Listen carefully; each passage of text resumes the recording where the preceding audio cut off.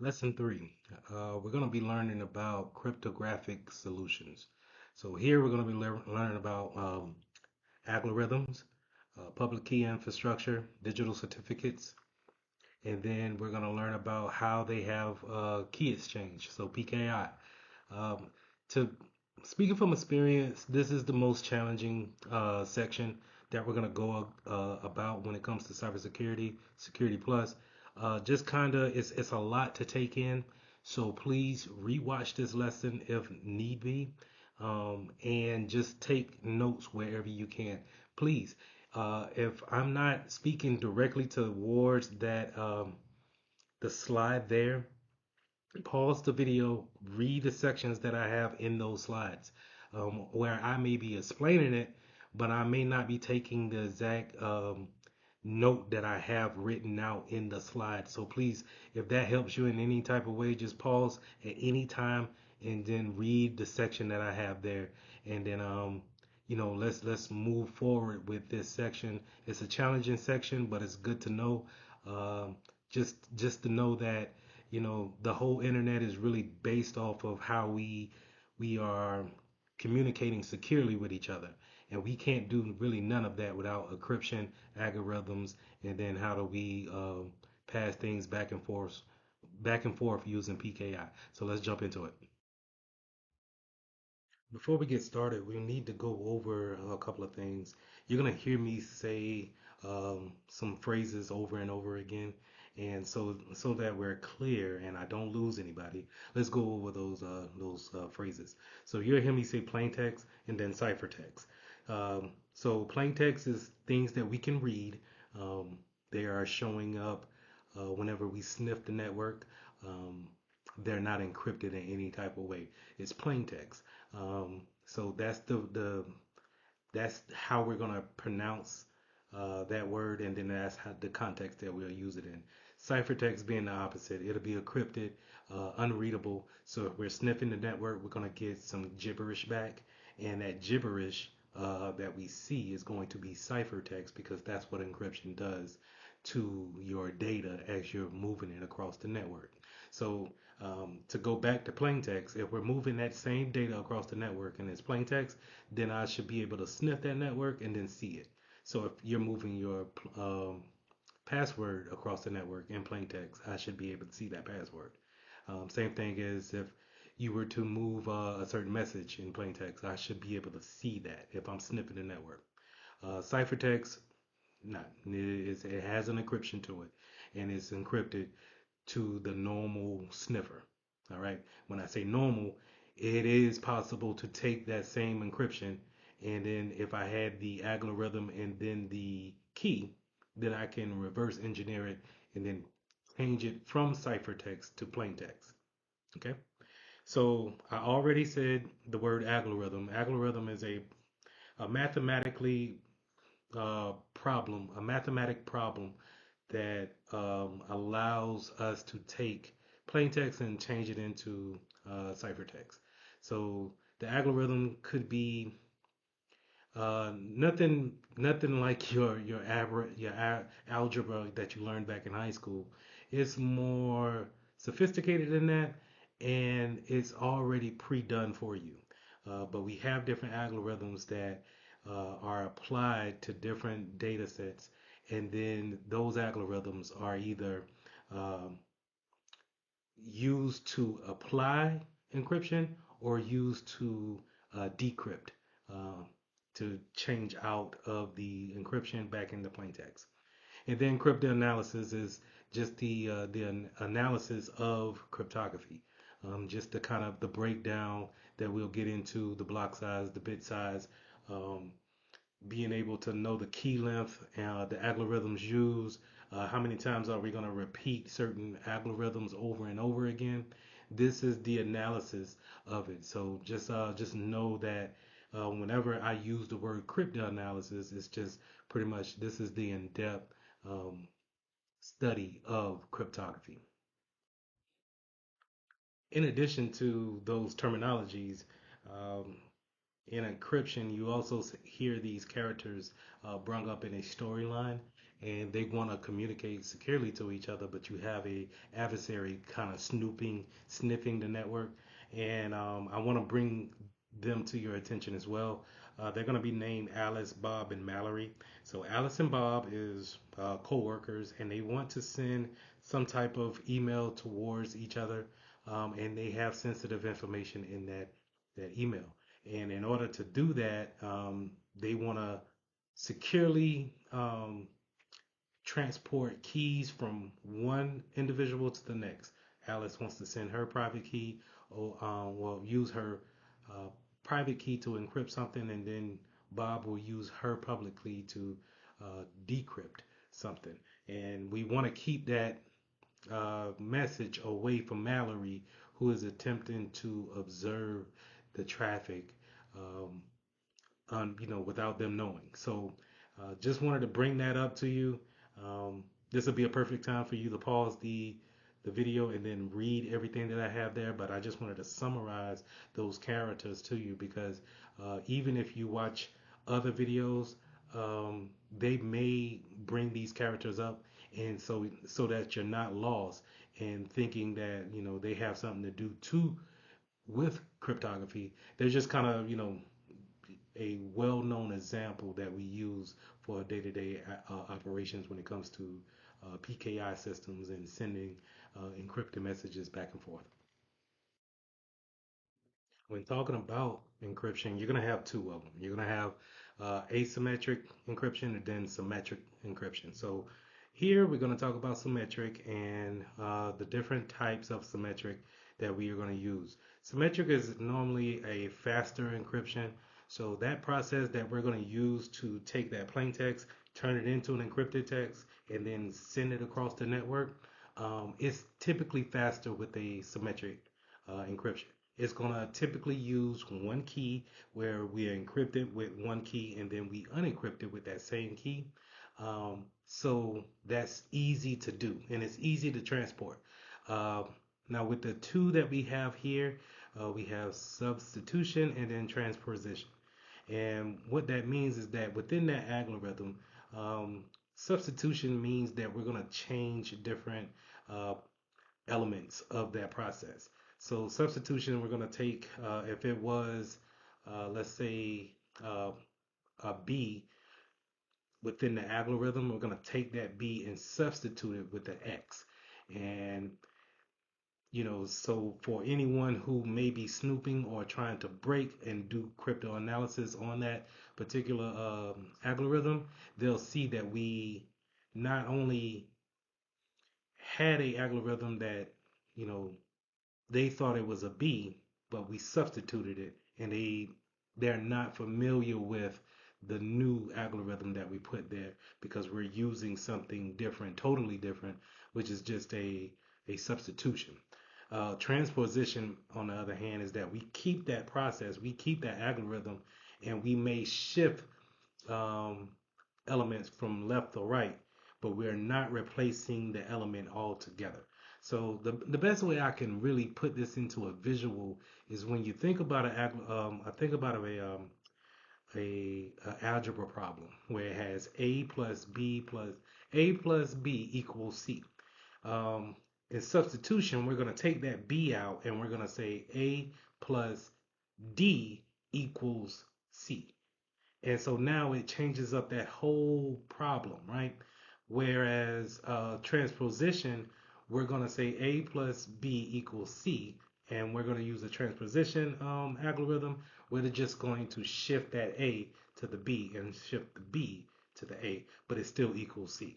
Okay, so I hope that was a good breakdown of how we're using symmetrical encryption.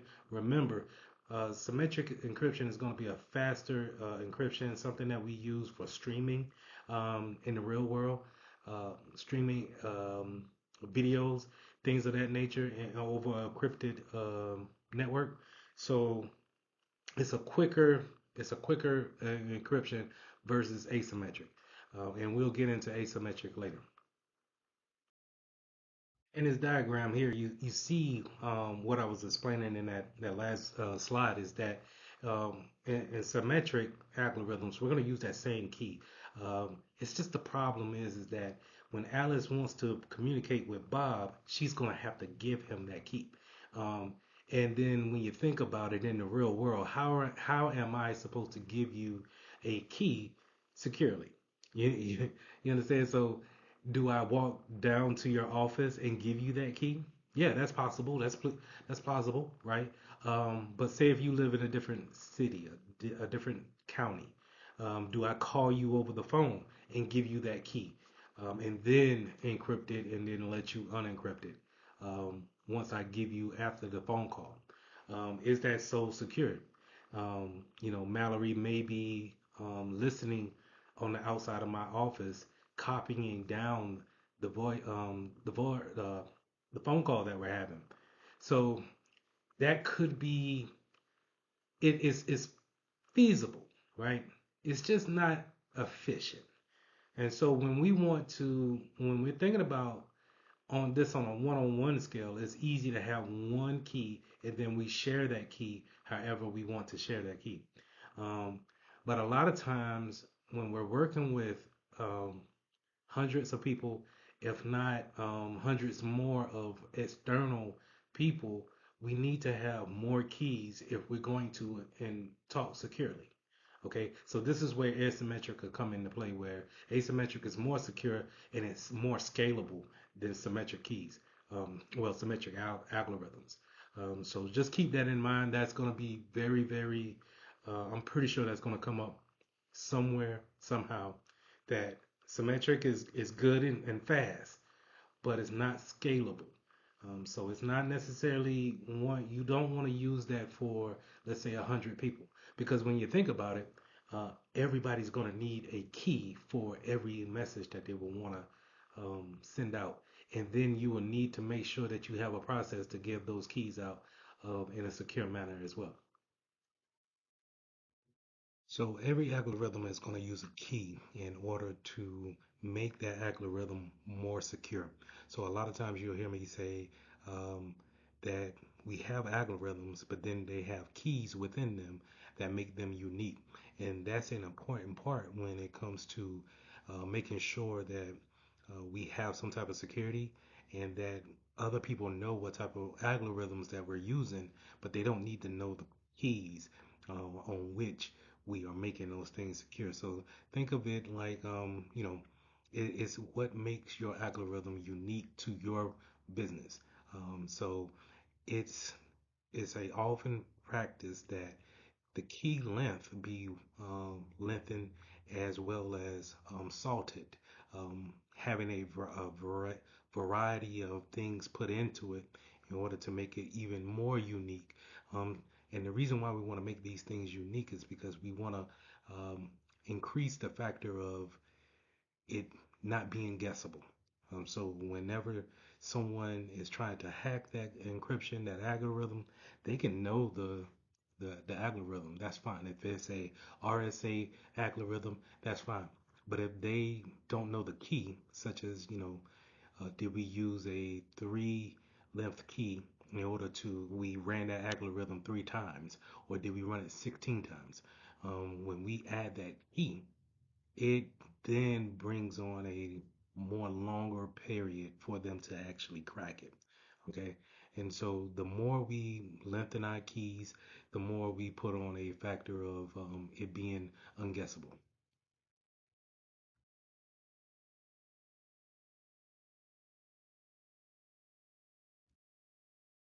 Let's talk about asymmetric encryption. So we already talked about symmetric encryption, which uses the same key, right? Asymmetric is going to use something called a public key and a private key, two different keys. So this makes it way better when it comes to scaling, um, but it's also more confusing to that hacker to figure out which key um, that you have as a private key. Okay, so we're able to send messages out securely using our public key.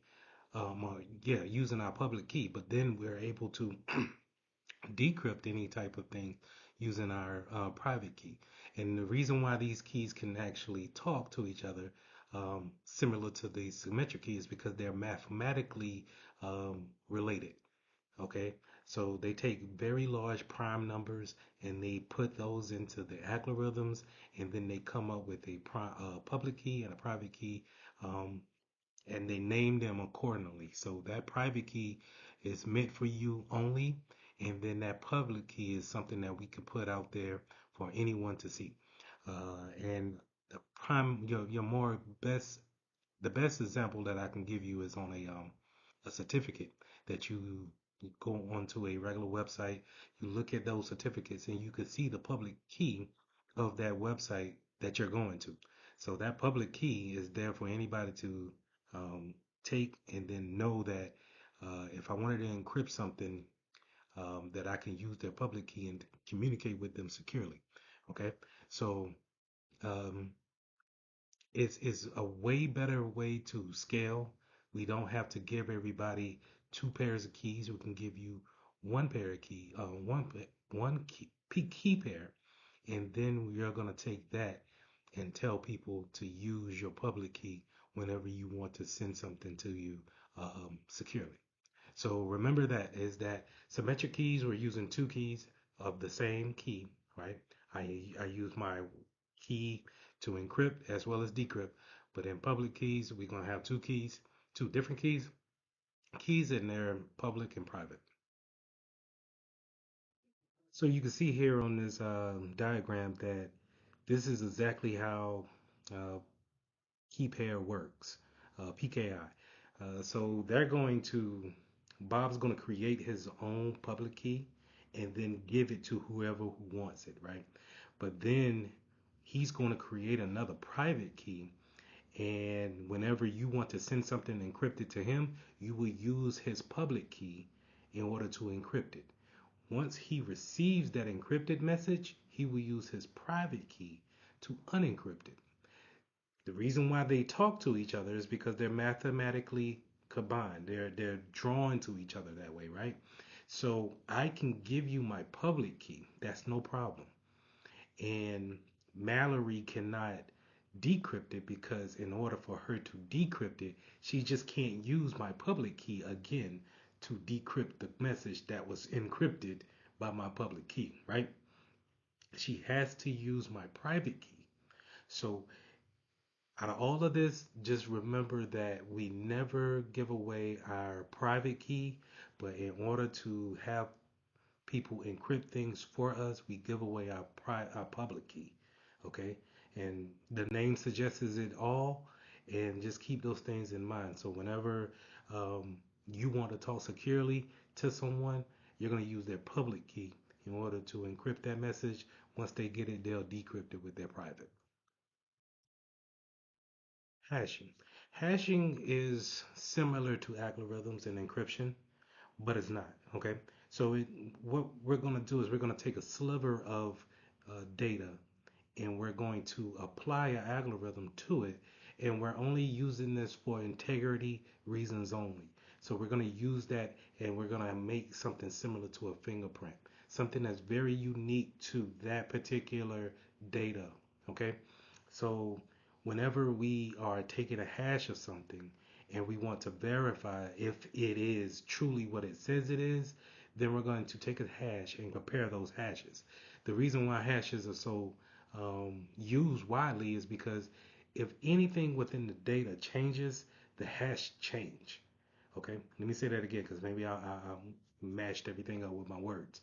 If anything within the data, the document changes, I don't care if it's a changing a capital letter to a lowercase letter, adding a 3 where there was a 2, putting in a comma, a space. It doesn't matter. Whatever you change on that particular document, if you make any minor change, it will change the hash that is um, computed on the other end of the algorithm. Okay, so that's great for whenever I want to send you something and you're looking at it and you're comparing the hashes and you're saying, wait a minute, this is not the same document because the hashes are vastly different, and and what I like about hashes is that that's what they are. They're not like the hash will come out and it will be one value change. No, it's a complete different hash. So it would look nothing similar to the original hash. And so we use those things as fingerprints to identify if any changes have been made, and they really support the integrity pillar when it comes to the CIA triad. Um, Hashes that you need to be familiar with are here on the slide. The SHA algorithms are very widely used, as well as the message digest. The message digest is going to be that the output that you see, and I should have some a lab that you can go to a website, and we're gonna take some documents and throw them in there and make some hashes so you can see the output of taking one large document and throwing it in there and getting a 16-bit hash a hash value out of that, where you could take a 42-page document and get that same 16-bit hash value. Or you could take a sentence and get a same 16-bit hash value. So they're very good to use when it comes to supporting integrity. And you need to be aware that it's not an algorithm, it's not encryption, but we do use it for the identification part of a data set. When addressing a digital signature, you're mostly going to see those type of transactions on the web. So a lot of times when we look at the certificates that a website has, they will have the digital signature there. So that digital signature is going to be the representation for basically their public key in order for you to communicate securely with it. So that's why it's so important that when we're doing browsing on the internet, that we're going to websites that we are familiar with, and then if they look kind of strange, do we look at the URL? We need to look at the URL and make sure that those digital certificates are there, because they're going to have a digital signature to verify who they are based off of those signatures, hashes, and algorithms in order to create that actual signature that goes into the certificate. So public key infrastructure is the only way that we would want to communicate on the internet. We want to make sure that people have their certificates that are given to them by a certificate authority, and that it represents who they say they are. Having these certificates, having those algorithms and those hashes represent who they are. It supports that integrity piece that we keep talking about with the CIA triad, but they also it supports that confidentiality too, if needed. So if we're gonna use that to communicate securely, let's say if we're a bank or we're sharing some type of sensitive information, we want to make sure that we have those certificates there, those algorithms placed on our websites in order to be able to send certain things securely, and that Mallory is not being able to snip that network at that point in time and see things over a open network using using HTTP is just an open um, way of talking on the internet. And so whenever they're using a tool such as Wireshark, they'll be able to see that actual message that they're sending to that unsecure line of communication. But when we use a different protocol such as HTTPS, then that secure part of HTTP is now wrapped around an encryption um, tunnel, and is being able to communicate from one spot to the next securely. And if anybody's sniffing that network, while they may see the traffic going back and forth, they're not able to interpret the traffic because it's not sent in plain text. In the last slide, you heard me reference certificate authorities in order to give those certificates out to people who own domains on the internet. And you want these certificate authorities to verify you, because there's only a hand group of them that are, pretty much the gatekeeper, so to say, to verify who you say you are. Um, Now, these certificate authorities, to make an analogy with it, or to give you some type of way of thinking about it, as in the normal world, think of it as a driver, a DMV.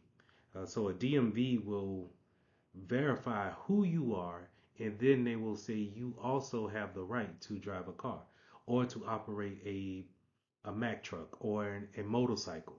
They're giving you a certificate, or in their case, they're giving you a license card in order to show you that you are verifiable to operate such machinery. Okay, and that's the same thing that a certificate authority will do. They will say, hey, what are you setting your website up to do? What is it used for? What is your audience? Who are you? How can we, who do we put in charge of, who's in charge of this website? Things of that nature, and they verify with you that you are the correct owner of this website, and then they give you a certificate as a verification for everyone else to say, hey, we are who we say we are, and we uphold that integrity part of the CIA triad. Whenever you are teaching someone how to navigate on the internet, or you're explaining to them what a secure website looks like, you want to make sure that you look in, show them on a web browser how does that little lock look, and that you understand and have them understand that having HTTPS is a big part to communicating securely, and that they are ways for people to look at the information that they're sending across these networks. So that's why it's important to have a digital signature on your website, using a secure protocol such as HTTPS. And when you dive into deeper things such as sending packets, not packets, but documents over a website, we want to make sure that they're using other secure protocols such as SSL encryption, and making sure that those things are wrapped up in that tunnel as well. But it all starts with that digital certificate, making sure that it's stamped by that certificate authority, verifying who they say they are. So just when we, as security professionals, we just want to make sure that we relay that to our clients, our peers, we relay that to our family members, whoever's getting on this internet, and then they're actually conducting business or just having fun. We just want to make sure that they get that understanding. Throughout your career, you're going to realize that they're certificates that you're not going to need for every situation, but yet people are still reaching those websites via the web and via the network. So a lot of times we may want to self-sign our own certificates because it's internal. What we're using this web browser for, it's an internal site. So therefore, we don't need someone else to verify that it's secure. We want to make sure that we know that it's secure, and so we will self-sign those certificates.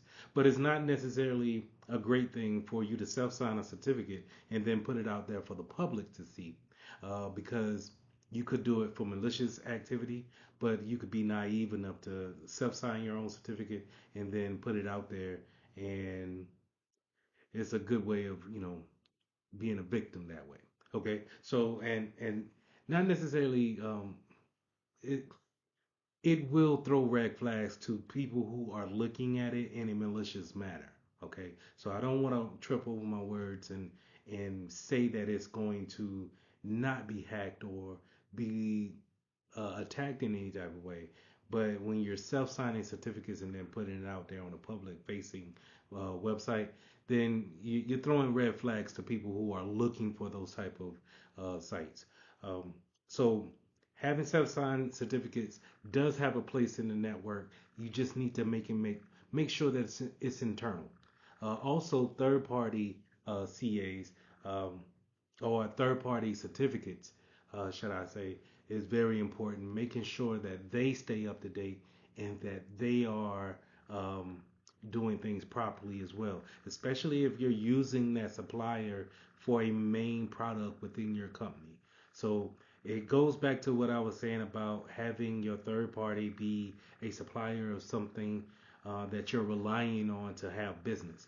If they're vulnerable in any type of way, you want to, as a security professional, you want to step up and say, hey, you might want to take a look at your certificates, make sure that they're properly installed right and that they're up to date.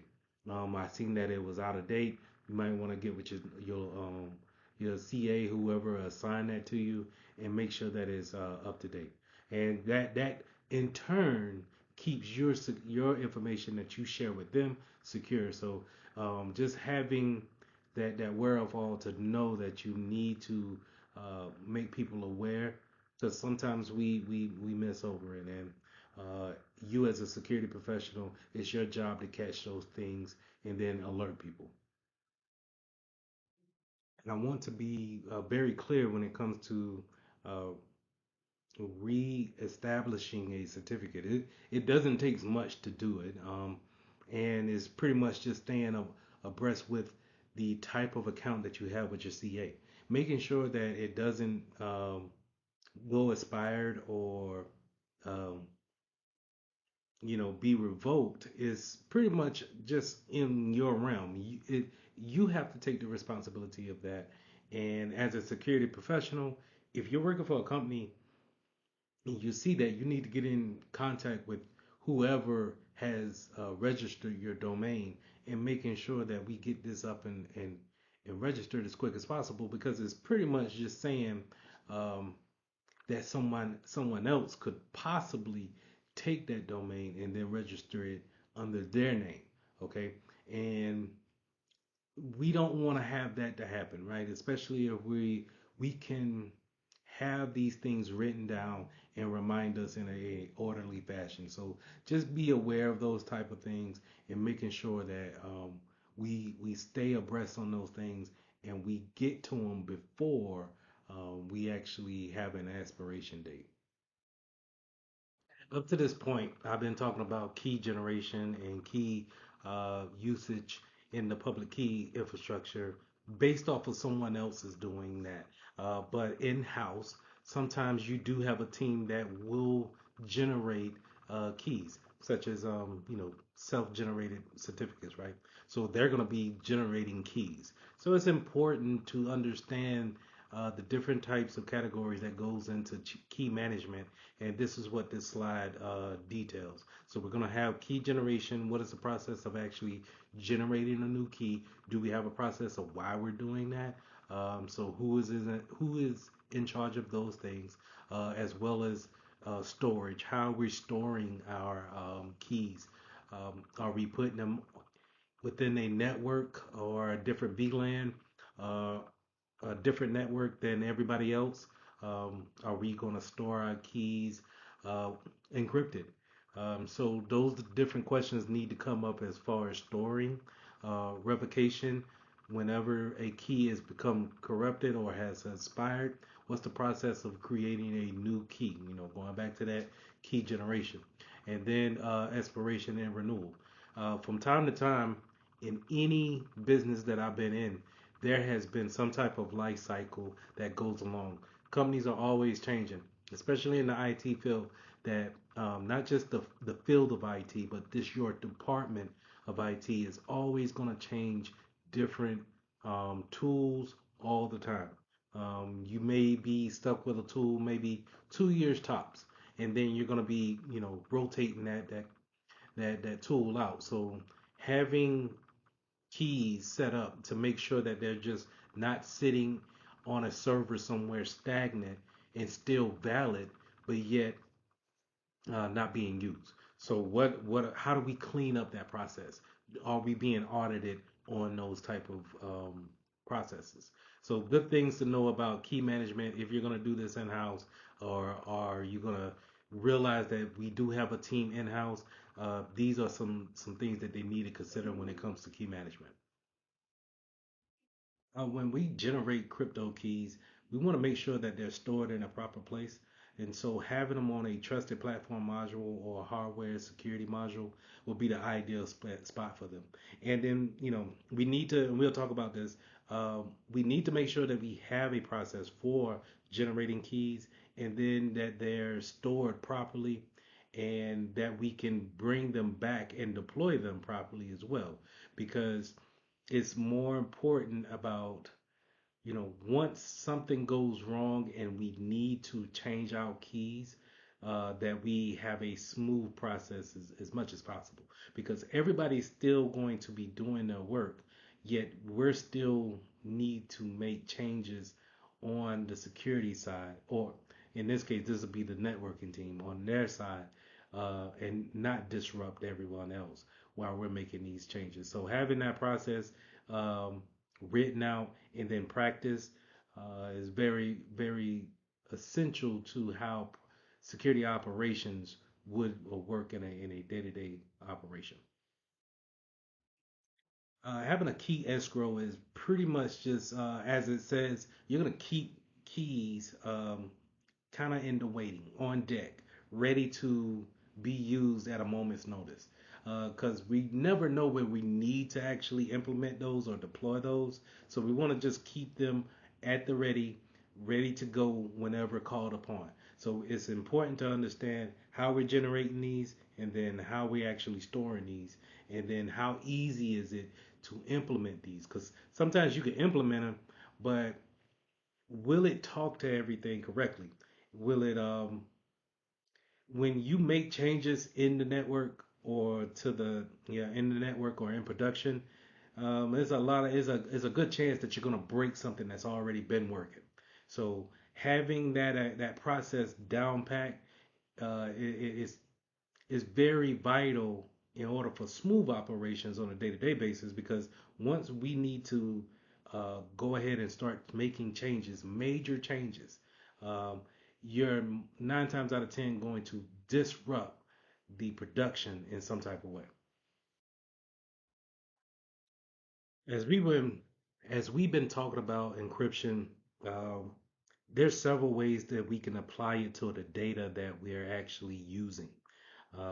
And those three things are pillars that we live by when it comes to encryption. So we either gonna encrypt data that's at rest, data that's in transit, or data that's in use.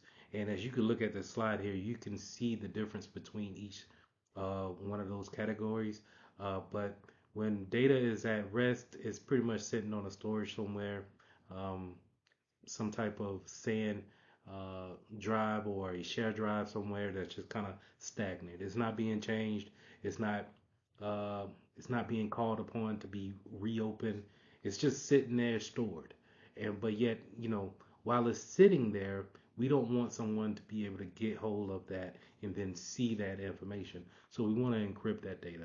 Um, the data in motion is the most that I've been talking about throughout this lesson, and that's encrypting uh, from endpoint to endpoint through over the internet. And so that data in motion needs to be encrypted. HTTPS, SSL encryption, those type of things creates that tunnel that allows us to keep prying eyes from seeing plain text traffic. And then data in use is when we're actually opening that document up and we're changing things as we speak. We want to make sure that, even if someone is able to see the changes, that they cannot see the actual plain text. So we want to make sure that that data in use is encrypted as well. Uh, the more popular way of encrypting data at rest is having some type of full disk encryption. Um, you see a lot of, excuse me, you see a lot of this on your mobile devices, but you also have it on a Windows machine and Mac as well, where you can encrypt a whole hard drive. For Windows, I know for sure it's called BitLocker. And once you encrypt that whole hard drive, it's going to ask you to log into that encryptor every time you log into your computer.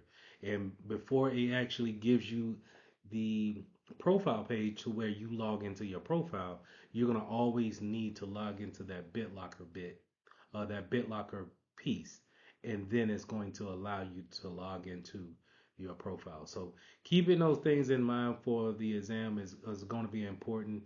But the one thing that I want you to take away from this slide is those three pillars: data at rest, data in transit, and data in use. We all want to use encryption on those factors.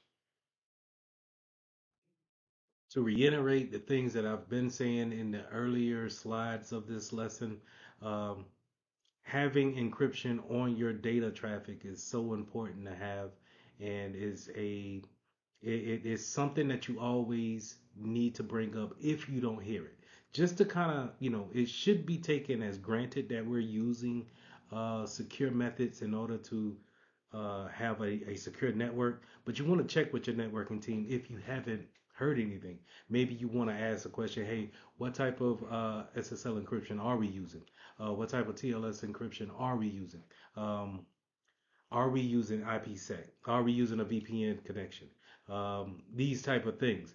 And maybe you don't have to word it like that, but maybe you say, what version are we on? And in order to spark the conversation to see if there's something that we're actually using. And if, if you'll be surprised if you're not using something.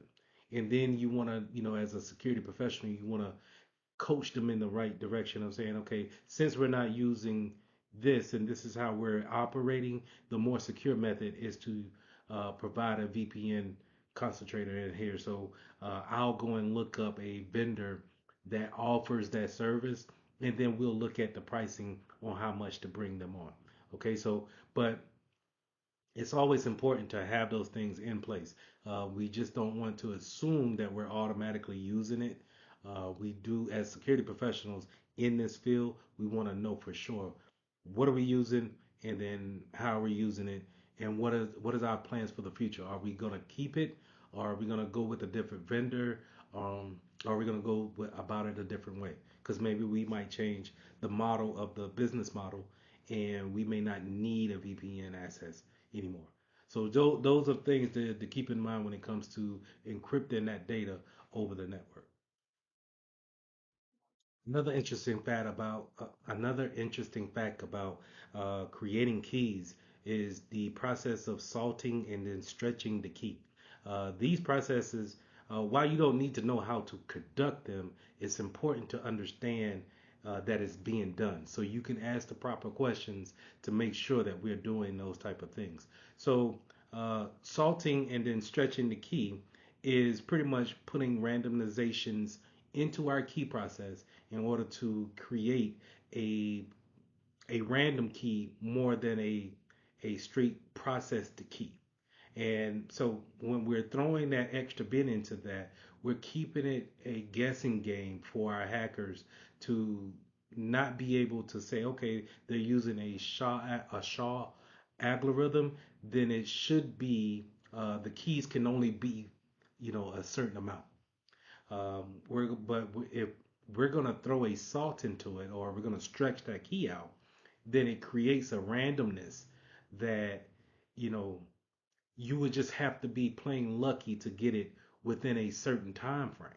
Okay, so having these two elements placed into a known algorithm that we have creates a randomness that is going to work for us as far as defending against a brute force attack, where it may take 3 4 days for them to crack an encryption code. It may take them millions of years now because we have added that extra randomness to it.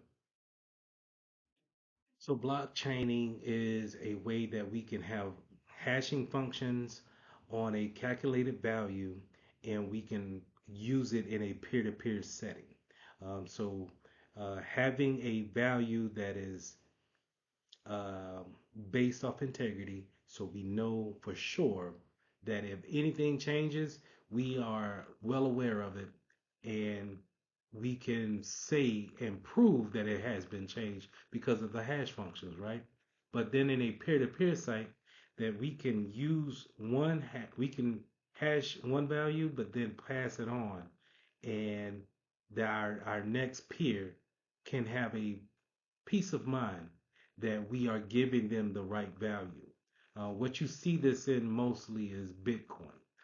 Bitcoin, when you get that wallet, you get a Bitcoin wallet, is based off of blockchaining to where you understand that you have whatever the wallet says it is based off integrity of the blockchain, that it is correct and it hasn't been tampered by anybody else. And when you pass that blockchain on to someone else, if you purchase something or what have you, then they can have confidence that the integrity piece has been passed on to them as well.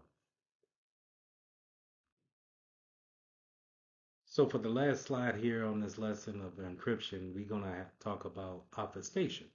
Obfuscation is pretty much hiding something within plain sight. Um, for the exam, you're definitely going to need to know what steganography is, and that's taking a picture, some type of JPEG, and changing one bit to hide information within that bit, and being able to send that across the network to someone else, or to yourself. And it's basically a form of data leaking. Um, and this is hiding information within that picture. Is just going to be in plain sight. Your security team is just going to see a simple picture of your dog leaving the network, but and the metadata of it is going to show that there has been something implanted within that picture. Obfuscation, what you see it normally used as, is when you're typing in your password, you can see that letter that you have typed, but then it changed automatically to a dot or to a star. That's a great example of obfuscation in works. Just on a day-to-day basis. So it's hiding something from you within plain sight. And it's not encrypted, it's more of a setting being turned on to actually turn those um, let's say you type in your whole social security number, or better yet a credit card number, those whole everything is starred out or blotted out except for the last four digits.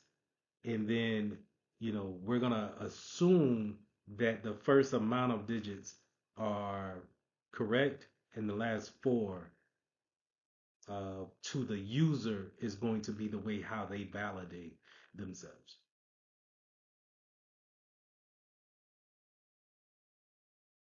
So lesson five starts to talk about cloud deployments, being in the cloud in general. The cloud is the new wave of networking, and having systems set up in the cloud is probably going to be more efficient for that business to actually get products deployed and out to their users. That also takes the gates off of actually going to a particular brick and mortar building and having people just go in there and sit down and work. Now, having the cloud at your disposal can have employees all over the states, all over the world for that matter. So it's only pretty much just separating us by what type of computer that you may have, or what type of phone that you got. Some phones are powerful enough to actually be able to do multiple tasks at one time. So just like a laptop or a tablet would be. So the cloud is one of my favorite things to play around in. Um, but it could hold just as much weight as networking. Um, and having all of those appliances that fall under that umbrella. So we'll go over the important parts of what lesson five had to offer. Um, and like I said, at the top of the hour, we'll take that break, and then we'll go over some things that we probably been taking advantage of, but we didn't really know there was a cloud instance. So it starts out talking about cloud deployments. How do you actually give those cloud features to a person or a user? And you have different cloud models. So you have a public, private, and a community cloud. I'll get to hybrid in just a second. A public cloud is something where um, companies that share the same field, they'll share a same cloud instance. Let's say if they chip in with each other, uh, two medical fields. Let's say if it's two veterinarians across the city, and they want to actually coincide with each other on a cloud instance and be able to store their customers' medical records on that particular cloud server, then they'll probably share that build together. Um, and that it just doesn't have to be with them. It could be with several other medical field clients. But that's the premise of it, is that they're going to share the same field because they're sharing the same cloud instance. And just for the record, a cloud is pretty much a computer that's networked out, um, and people can connect to it via the web in some type of fashion. Either they're going to connect through it for storage or for computing processing speed or networking, email servers. It's a host of things that you can do with a cloud instance. And so, like I said, having a public cloud, you're probably going to be in the same field, the same industry, and share that cloud instance together. So you're talking about maybe banking, financial industries. They're going to probably get together and be held on one cloud instance.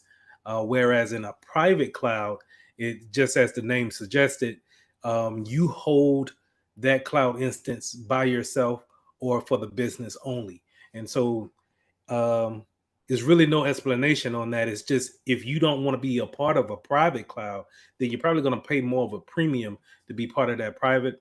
And but you don't have to really worry about any type of leakage uh, to others. Now, see, going back to that public cloud, um, you got to think about how when you're buying cloud instances in space, that you're introducing a third party into your sensitive data. And so now it's on them to partially protect your data, but also it's on you to know what type of information you're putting out into the cloud. The cloud can be real tricky like that sometimes, to where it's important that they back up your information, but it might be some information you might not want backed up. And what I mean by that is that sometimes when you back data up, you have to make several copies of that data. So say if we had something very sensitive, um, and let's say we erased it. Well, Google may not erase it from that database until maybe 7 years later, because by law, it's for them to actually keep that data on their servers. So while you're thinking something's deleted, it may have a copy of it somewhere in this world.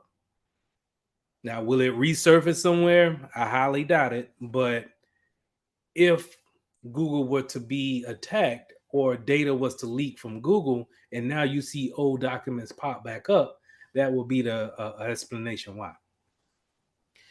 Community cloud, about to say college.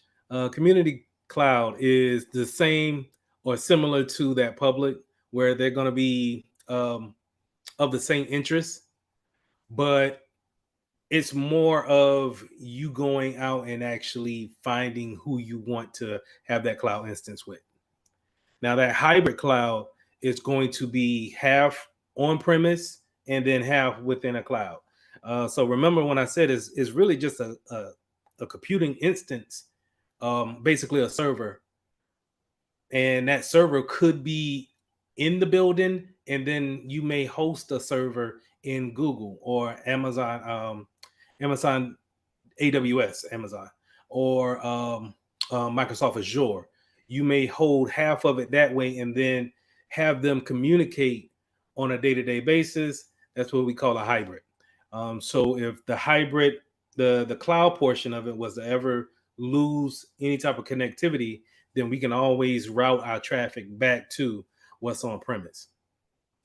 That's a bad thing about the cloud, that that availability part is big, because if you're hosting everything from the cloud, then once it goes down, then what do you have for answer on that? Do you have another service to provide, or what have you? So you have to think about those things before getting that service. So going into cloud services, you have three different models, and you actually got two more, but you don't really see them as often. So you have software as a service, platform as a service, and then infrastructure as a service. Those are the big three, right? But you also have security as a service, and then anything as a service, and that's in so they go by the initials of SaaS for software as a service, software as a service. So um, like that, and then this will be PaaS, and it'll have that capital S like that, so you can tell the difference. And then you'll have IaaS for infrastructure as a service. But then when you have that security as a service, you'll have SecAAS. And then for the anything as a service, it's this. Those last two may or may not be on the test. But just remember that this is security as a service and anything as a service. Now, let me get into why are they called that, right? So software as a service is the code has already been written for you. The security settings has already been put in place for you. You're simply really just making a user account and then using the service right after that. Perfect example of that is your Gmail account.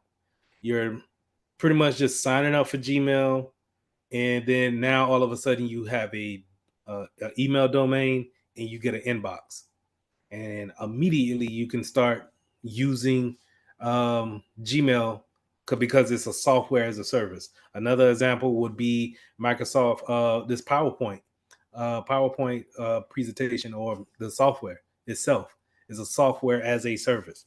Um, there's nothing to be configured. I mean, yeah, I can configure maybe the things over here as far as how I want to save um, documents, but it's nothing to where I have to actually create um, from scratch.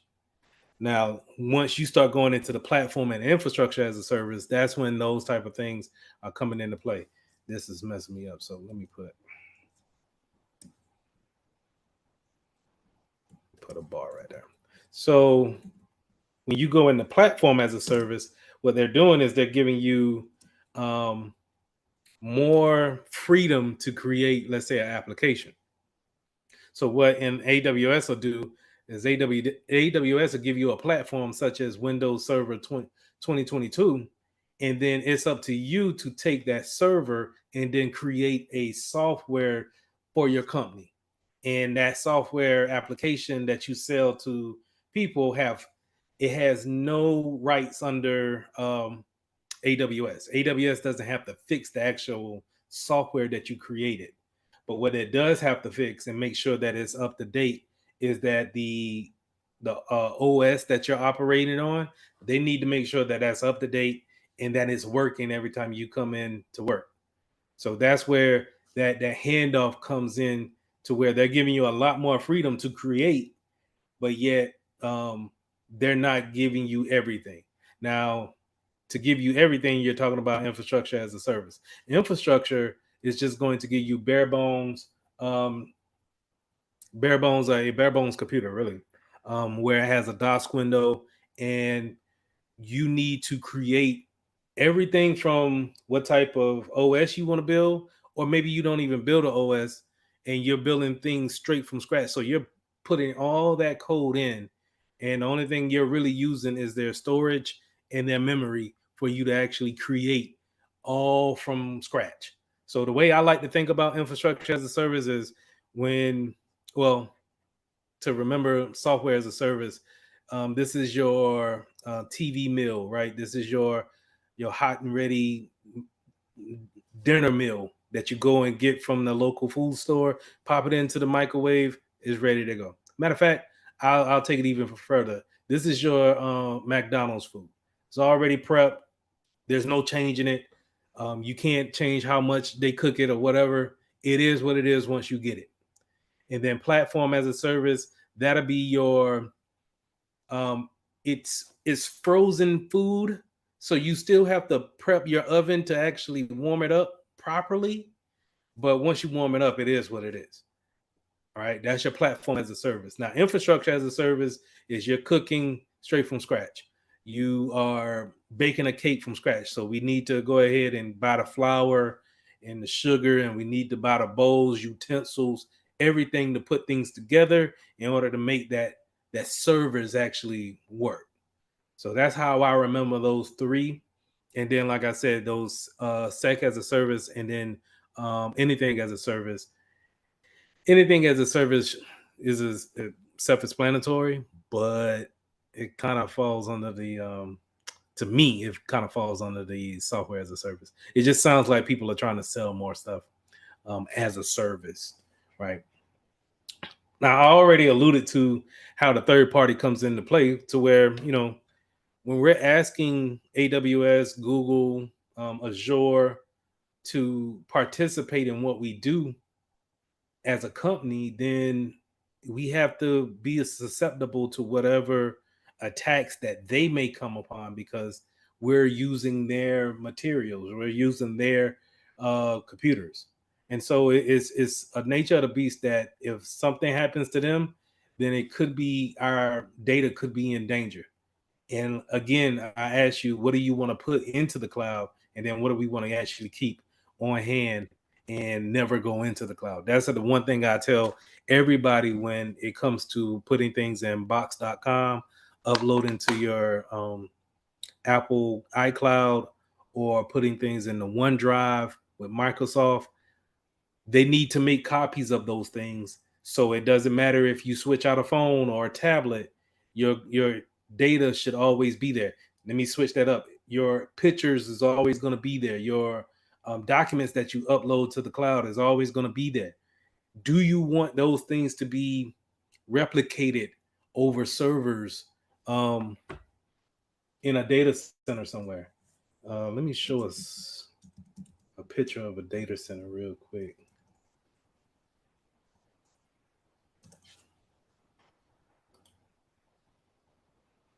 So this is a picture of what I'm talking about when I'm stressing the fact of these, your information is being replicated over and over and over, um, just for backup sake. It looks similar to something like this, right?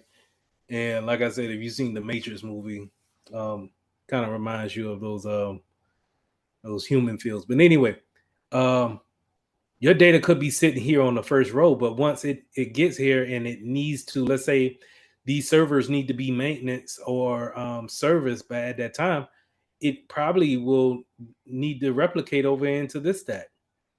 And the same thing that goes for this stack, it replicates over and replicates over. And in order for you to always feel like your data is ready and available at any given time.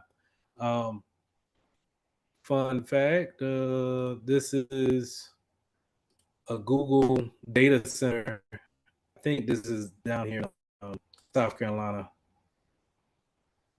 And this is why Google seems to never go down, right? And this is just one of them on the East Coast. I think. I'm not sure about the windmills, but this is just one of them. They have hundreds of them, if not thousands, and it's just people's information. Amazing. But anyway, we need to be, cautious of those things, making sure that we understand that this is what we're putting out here, and we're okay with it being leaked if something happens. So I kind of alluded to the responsibility of you as a cloud user, and then you, the cloud provider that you're actually working with. And when it comes to the security, this is a big thing of who's providing security for the customer's data. And the cloud provider is not going to always own up to what they are trying to secure. They're going to make sure that their PCs, their servers are protected, but it's not necessarily their responsibility that you use two-factor authentication, or that someone has used ransomware on your particular server, your cloud instance, and now you've lost your information.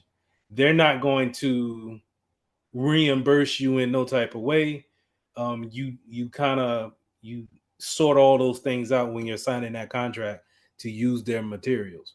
So this chart is very important, because the more that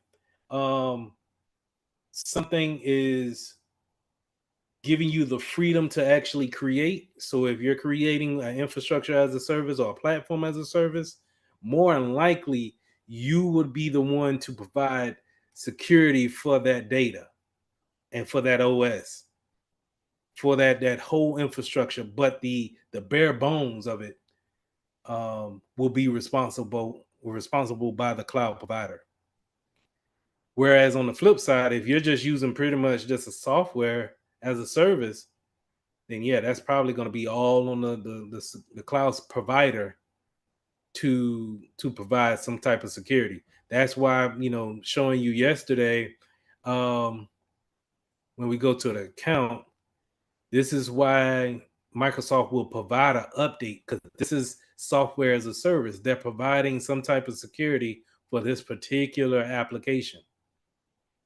They're not going to rely that on, they're not going to put that on me. I don't know how to write the code for PowerPoint to actually work. You know what I'm saying? So they're gonna cover themselves if you're using a platform as a service on down to on down to a software as a service.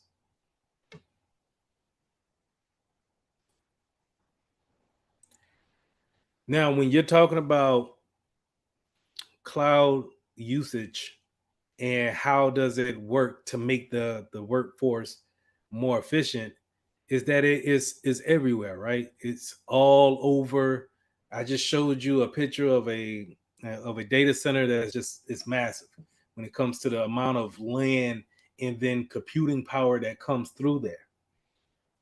And so you can either have things talk directly to a centralized point, or you can have them talk to several points, but yet get the same information. So that's where centralized and decentralized computing come into play. Centralized, when we're thinking about centralized, we're thinking about that server sitting in the middle of a logical topology that we seen last night, and then everything getting its information from that one particular centralized server.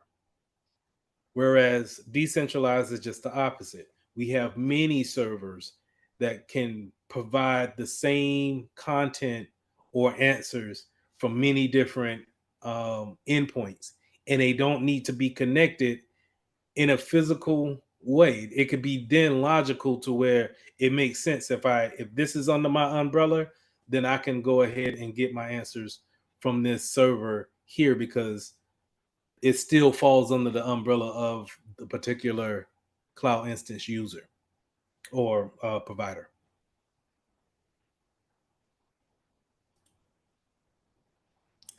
Some examples of decentralized computing is a peer-to-peer network. Back in the day when we had LimeWire and we was just passing off viruses like it was the hottest thing, peer-to-peer networks were a great example of decentralized computing, where I didn't need to download the movie from a particular server. I can get it from the person that was in the next dorm room, or someone that was in the next city. And it could be a particular workstation. It didn't necessarily have to have the computing power of a server. CDNs. You see a lot of CDNs in things like used by companies like YouTube or a lot of social media sites that's giving you video content, and it cuts down on that buffering. So I remember when Netflix first came out, the problem with Netflix was that it was in the cloud and everybody was accessing it to get the movies. The problem was is that they didn't have enough computing power, and so you got a buffer when it first came out.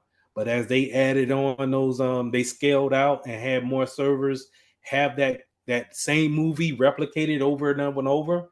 Then we could pick the same movie as different users and then pause it and then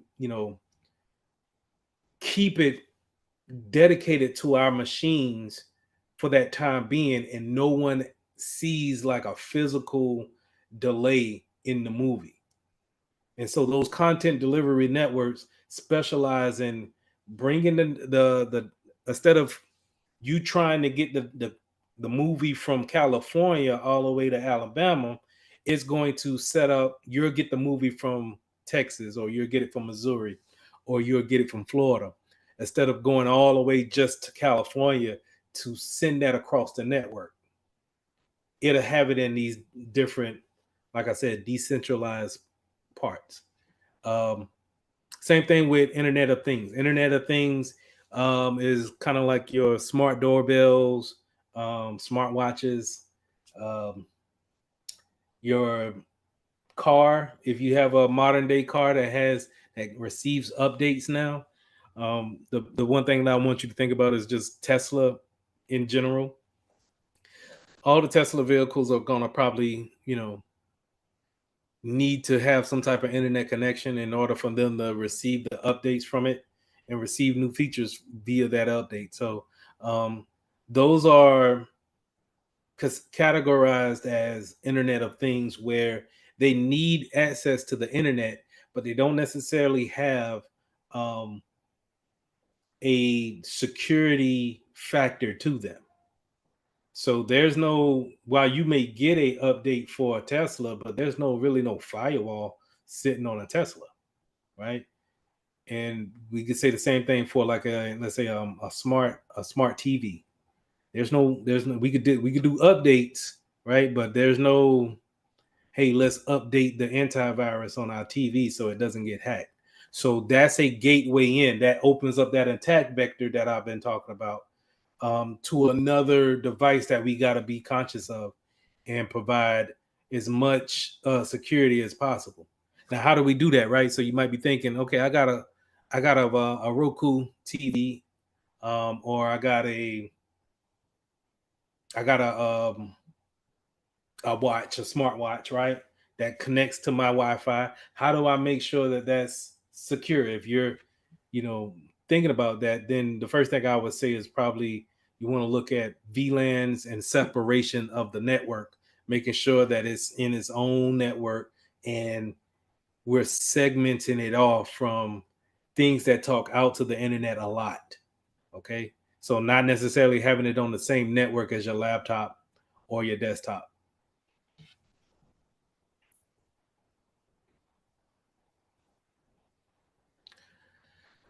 So the cloud is efficient for people to use and is convenient, right? And that's always going to win over people to actually use it more and more. Uh, to be able to scale in a cloud is actually fairly easy.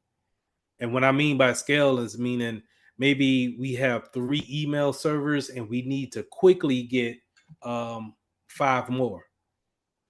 Well, back in the day, when you think about if we needed 5 more PCs or 5 more servers, we had to call up Dell or Microsoft and strike a deal with them for them to ship us physical servers.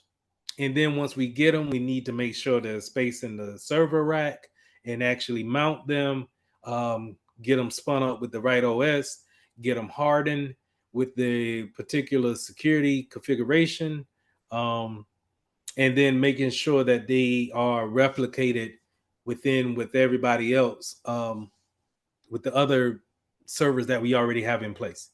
And so that that may take maybe 2 weeks just by naming all of those things. And you might want to dedicate a 1 week just for the delivery of the servers. It's especially when it comes to where it's coming from. If it's coming from, a big time city such as Los Angeles, and for me, I'm in South Carolina, that's I might want to tack on 2 weeks, unless I want to pay the extra money for the overnight. So those things are, always taken into consideration when it comes to physically upping or scaling out when it comes to computing power. But in the cloud, it's as simple as, clicking maybe 4 or 5 buttons, and then all of a sudden you get those instant 5 computers. You just need to actually swipe your card and be able to pay for it. That's wonderful. People will take that all day. It takes work away from the delivery person, yes. But when you talk about being able to scale on time, before time, and be able to have time to test and things like that, you save and you're more efficient, so much better. It's just the downfall of that is that if that particular cloud company gets hacked, then that's the risk that we take. And so those are the things that we write down, and we have to talk about those things in meetings with different department heads to make sure that they understand the risk that we're taking. Software defined networking.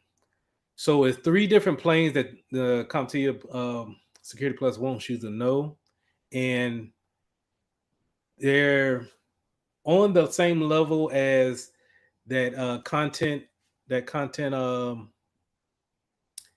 the content delivery network, where they're actually sending out software to certain instances. The main thing that I want you to understand when it comes to software defined networks is the control plane, where it prioritizes how software needs to be delivered and then when.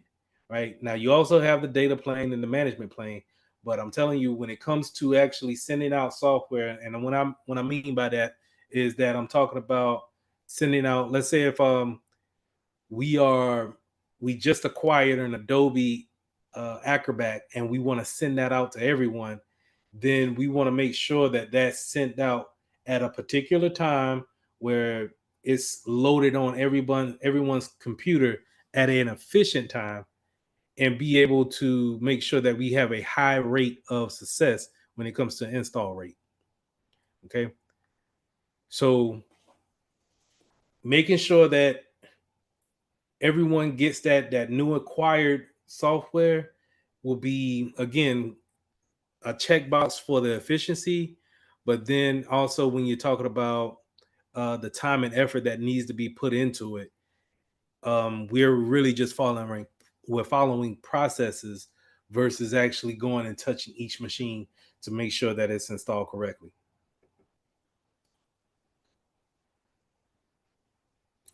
So I already kind of touched on that with the scalability. When it comes to the architecture of the cloud, it's going to be, to scale in a time frame is going to be like too easy to do, way too easy to do. The cost may be a determining factor if your company goes along with it. Sometimes when it comes to technology, it's great to have the convenience, but the cost of the technology is what's going to stop some companies from actually participating. And so while the cloud sounds great, it's just it can get expensive. It will get expensive, especially if you're scaling to a point where you need real heavy duty memory on it. Remember that I said last night that I'm looking for maybe 12 gigs of RAM, maybe anything more. Well, let's just say if we want 12 gigs of RAM in the cloud, then you're talking maybe $40-$50 an hour to run a particular server, and that server runs 24/7. That racks up easy, and they will collect their money, because you're going to have to put a card on the account before you actually um, start using things like that. Now I have some some instances that I want us to look at in the second hour, and they have free tiers, but the storage is only a gig, and then the memory is only a gig. So really, it's only there for you to spin up to see that it's there, but to actually do some work, it's going to be so laggy to where you're just it's too frustrating for me. Um, so more features is that the resiliency. Remember, if it goes down, if you're going with a well-known cloud instance, then it's probably not going to be noticeable for you. So AWS, Google, and then Microsoft, I think, are my big three when it comes to cloud providers. And you tell me when you ever seen one of those go down. It's very rare that they ever go down, because AWS really is built, while everybody knows them for buying stuff off online, they built their bread and butter is the AWS platform, the Amazon Web Services.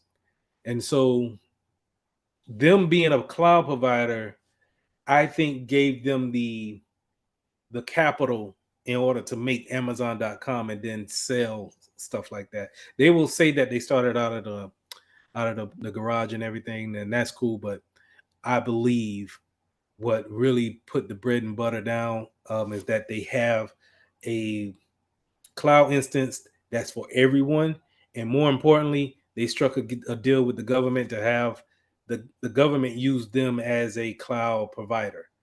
And having the U.S. government back you with um, money and funding, it's just you could then focus in on a Amazon.com. But going on to the other features, you got the ease of deployment, like I said, ease of recovery. So if you see something crash, like I said, if it was crashing back in the day where you actually had to, have the physical server, that's 2 or 3 days that we have to recover from. We might have to recover from real physical tapes, not in the cloud. The cloud has eliminated pretty much all of that stuff. I remember when I first got my first job in 2012 outside of in the military. I had to take physical tapes. They look like old camcorder tapes, and those tapes had all of the company's changes that they made on the network for that particular week. And so we had them stored in a totally different city. I had to drive all the way to the second city to put them in a safe every week, and that was our backup. The thing about in the cloud is that now we could just make another data point or storage entry and put that data and just drag and drop it into that other data entry, and now we always have a recovery point that's ready to go at any given time. The power is there, the computing power is there. You don't have to necessarily worry about and going to the power thing. You don't have to necessarily worry about running your light bill up. In case you didn't know, having a legit server in your house is going to run your light bill sky high. So imagine the light bill for Fortune 500 Fortune 500 company, sky high light bill. Well, we offload that when we go to the cloud. Now Google takes on that, and is factored into your actual payment too. So if you want a bigger computer in the cloud, remember it's going to be more power, more RAM, more storage. All of those things rack up the price point. That's why it would be $40-$50 per hour. And again, if you forget to turn that computer off, it's going to constantly just keep running and keep running and keep running and run up the bill. And it's going to be nasty when you look at it. It was one more thing. The SLA thing that I wanted to talk about is that you also get the power of using AWS, Azure, all of these different platforms. You get to use their SLA plan with them. That SLA service level agreement. So whenever you have an issue, you can call the third party up and say, hey, I'm having some issues loading or configuring something, and you can use that as something that you don't necessarily have to hire for. All before, you had to hire people who were familiar with servers, server administrators, data administrators, and you have to pay them a salary and hope that they would do their job in order to make sure that things were set up properly. And now that you have the cloud, you can use Google's, you can use their service desk, their help desk, to alleviate some of that pain. And so now you pretty much just saved a whole employee salary that you would have to budget for. Now we could just pretty much have someone who knows a little bit about it, but knows to actually go and contact Google about it if they have any kind of in-depth questions.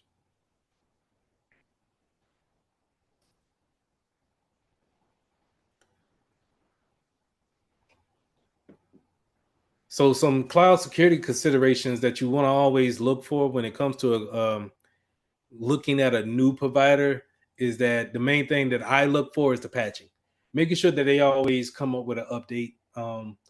I hate when companies say that we don't need to actually update all the time. Um, I, I believe that if you're not constantly looking at your product and looking to see how to make it better, um, then it's susceptible to an attack at some given point. That's why I don't really like the Internet of Things, where you're just connecting things up to it, and now you never really go back and see if there's an update for it. Even the Roku TVs that I have, they barely ever remind me if there's an update for it. But I also think they also have a auto update feature, so that they might correct that.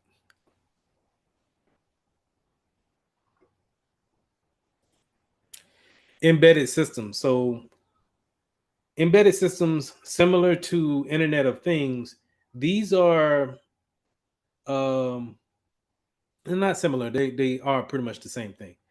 These are devices that are going to have chipsets in them that make them smarter than the average device, but not as smart as a laptop. Okay, so these are some of the some of the devices that you see and come in cross with home appliances. So I've seen TVs, the little robots now that actually clean and mop and do all that nice stuff. They have embedded systems in them. Um, the doorbell, the Ring doorbell, or any doorbell for that matter that has a camera, it needs to talk to the actual internet. I've seen stoves, I've seen washing machines, um, and then when you think about smart light bulbs, you got the smart switches, the actual like switch is smart now. All of those things have little embedded systems in them, and those embedded systems allow them to talk to the internet. Like I said, now once they are talking to the internet, they are susceptible to being um, taken over. The one thing that comes to my mind is um, when hackers took over a baby monitor and was talking to the baby at night, and it created a fear for that set of parents for that child. And the company that made that particular baby monitor didn't have a fix for it. So while it's great to be online and that you could see that monitor from any place in the world, does it receive updates? Is there any kind of history with that company of being um, hacked or anything like that? Those are the things that I would probably look into before actually purchasing. Smartphones and tablets, of course, all are have embedded systems. Automotive, like I said, the Teslas, like even my Ford has one. Just constantly getting those updates. Need to connect to a Wi-Fi signal in order to receive the updates. And then the other thing I have highlighted here is the industrial automation. So when we're talking about industrial systems, we're talking about things that control your the water treatment, and let's say gas companies for the city or the town that you're living in. They have machines there that are smart enough to have embedded systems in them, but they don't receive any updates at all and never will. These systems are pretty much like these one-offs machines, and they're smart enough to actually control the gauges in your water treatment center to where it has contaminated to filter out the water and things like that, right? But it's almost like that company that made that particular system went out of business.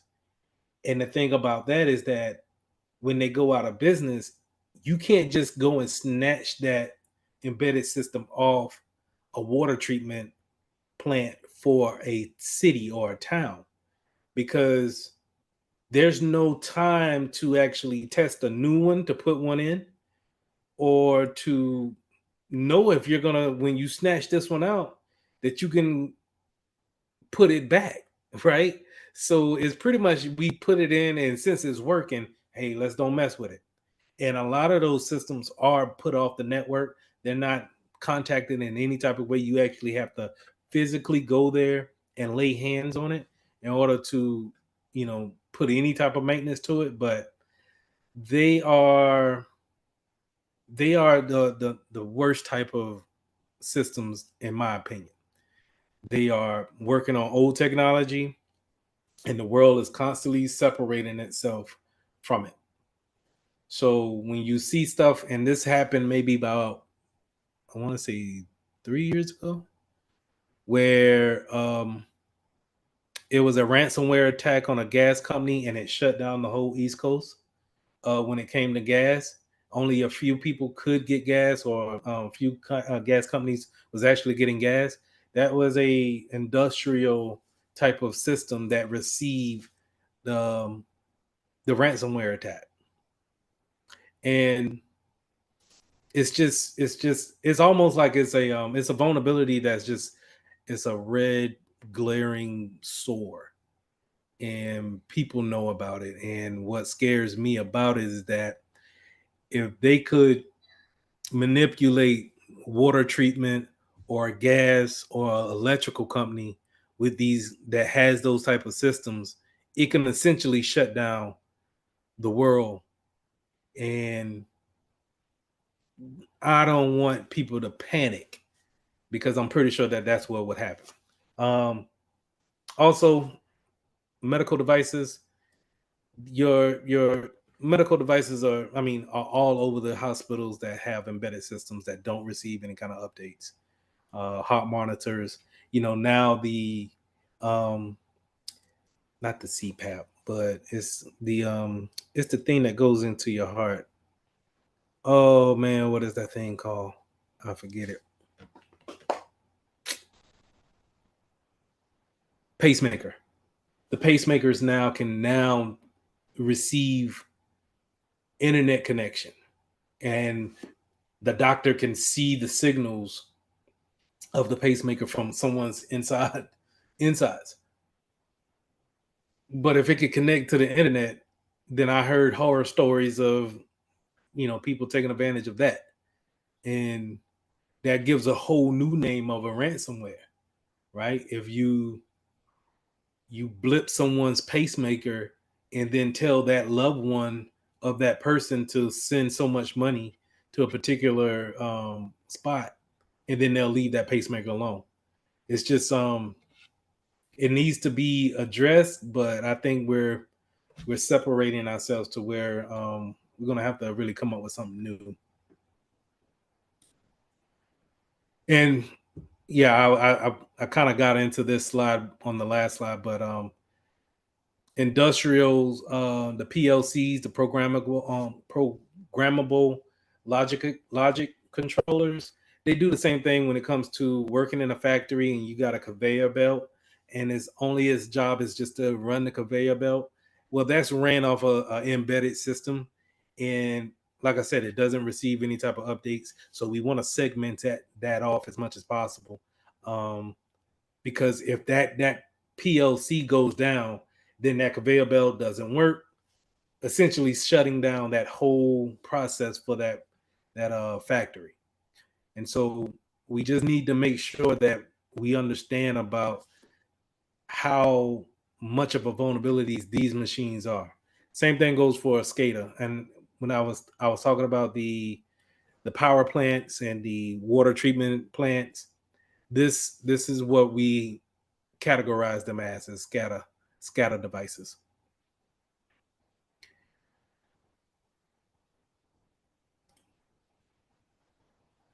I already talked about the Internet of Things, but it's a part of the life now to where people see the convenience in them so much now to where the security part of it has to catch up with the notion of people wanting to have more and more things that are internet connected. And so we have, as security professionals, we need to come up with different ways to actually provide security for the Internet of Things. Here's a slide of best practices and some more different resources for the Internet of Things. Again, I'll make sure that I have these slides posted in CyberUp so you can always get them whenever you need them. Last couple of slides here, then we'll go ahead and get ready for the break. Zero trust. So the one thing I really wanted to focus in here is zero trust. And zero trust is something that you're going to hear when coming into this field of never trusting anything and always verifying who you are and what is your purpose here. And what I mean by that is when it comes to your going back to IAM, when it comes back down to your user account, do you have access to this network? And then what resources do you have access to? And before you get to those resources, for every resource, I want you to validate who you are at every single turn. So if you want to use the printer, you validate yourself. You want to use a server, validate yourself. The SQL server, validate. You want to use the web page, validate. And what I mean by validate, you're putting in your username and password each time. Now you may be saying, Lee, I'm not doing that. Well, that's fine. And what we have in place is a single sign-on, and the single sign-on is more than likely going to use SAML, SAML, to actually sign you in to the network, and then on a trusted scale, you're able to be authenticated to each one of those resources. Now, at some point in time, it still may ask you, let's say if you've been idle on your PC for maybe about 15 minutes, 20 minutes, it may ask you to re-authenticate yourself, which is cool. And that's part of that zero trust. We get it to where, hey, you don't want to be bothered with everything that you have to open up and you have to authenticate yourself. But with the zero trust platform, it eases the security team's mind of making sure that you are who you say you are and you have access to these different types of resources. Any questions?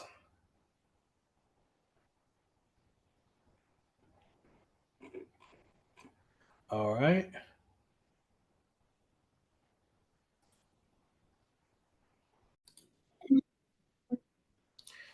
So on your screen, I got AWS pulled up. And like I said, this is how I believe they make majority of their money all the time, just off of that government contract that they got. But in the cloud, they offer a multitude of things to be really on that infrastructure as a service type platform where you can build, if you know how to code, this would be a place to actually go and create things in the cloud and be able to sell them to other businesses without actually packaging it up and then going from state to state or to building, trying to sell them on a service. So they got everything that you could really want to do.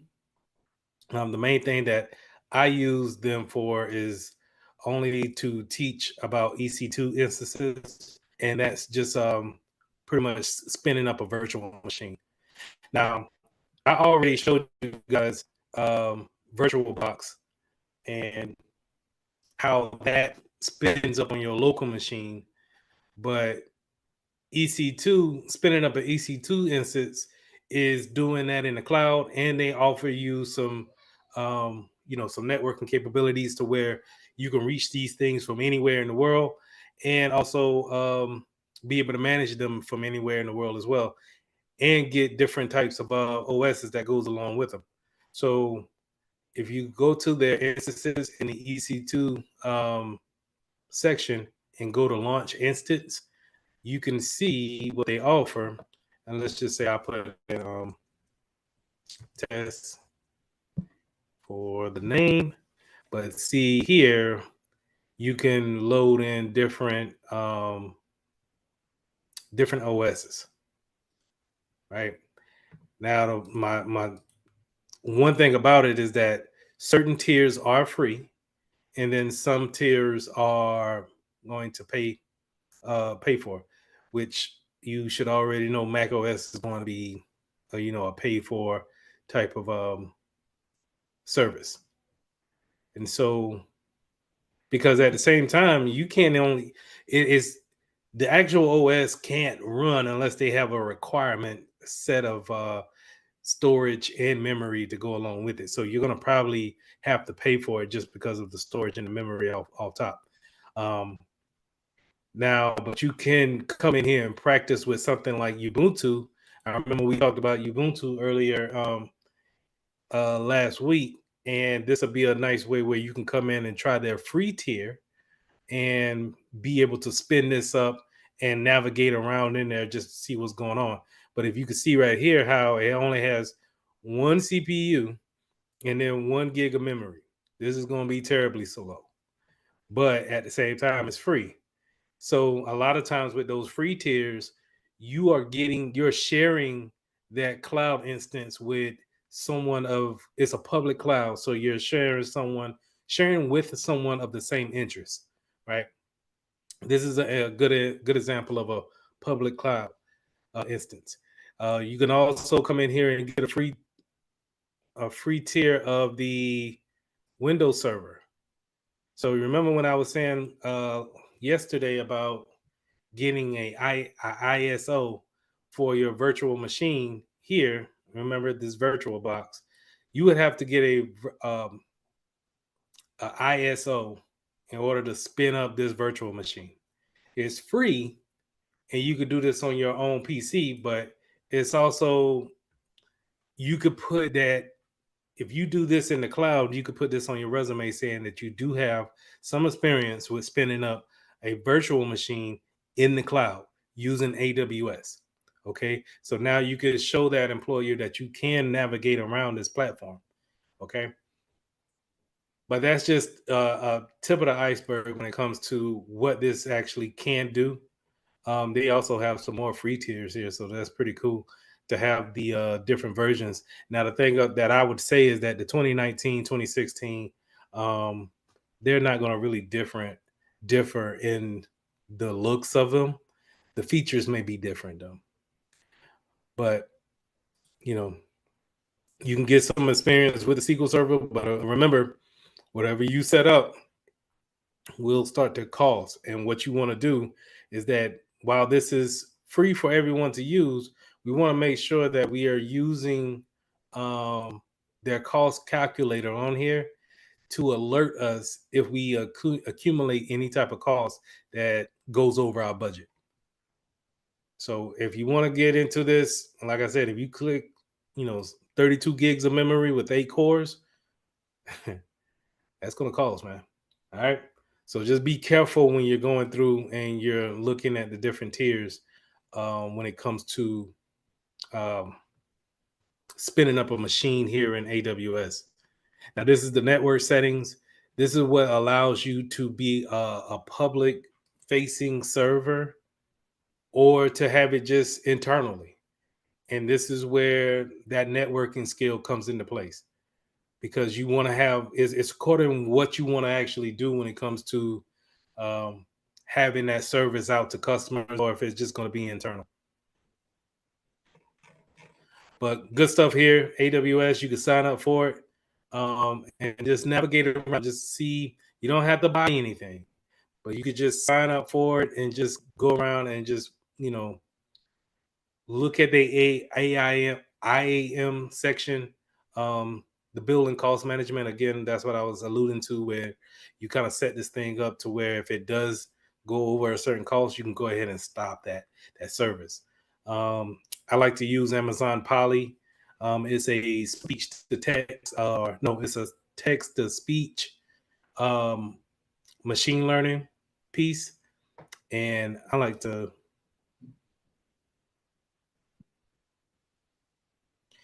It's okay, but it's not the best. But it's just little things like that where you could take this and now you can um, manipulate it to where it's something maybe you use for training purposes or however you want to use the service.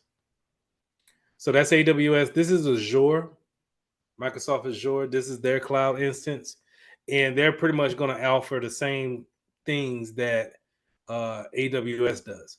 The thing about Microsoft is that Microsoft has a wonderful name backing it, so it's going to be more on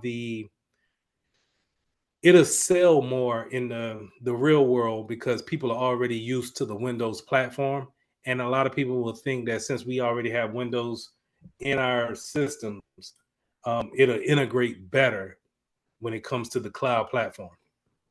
But the same thing can be had here, where we can go in and create virtual machines. That's what I mainly use it for, and also showing that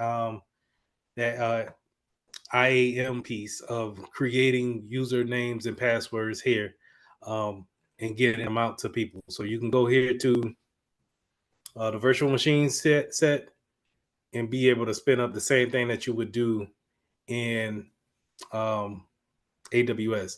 Now, I think I've used up all my trial credits, but what they do is they give you a credit. Um, I think $200 for 200 hours or something like that. And you're able to go and use that up to kind of see if you like the platform and then buy more credits. Um, so that's Microsoft Azure. Now I have with AWS, I wanted to show the Xbox, right? The Xbox cloud gaming piece. So gaming, I didn't think that gaming online would actually move to the cloud. But now, since we have so much fiber lines out there and the internet is faster than it has been ever been, um, playing online games is now a thing. And I think that is going to get even better over time because this is still in the beta stage. So, whenever you see something that says beta, they're still testing it out. They still want to see your reactions to it. What is your feedback? So, a lot of times when you game online, using this platform, they're going to ask you how was your experience, and they'll take those experiences, those feedbacks, and calibrate uh, the actual rollout.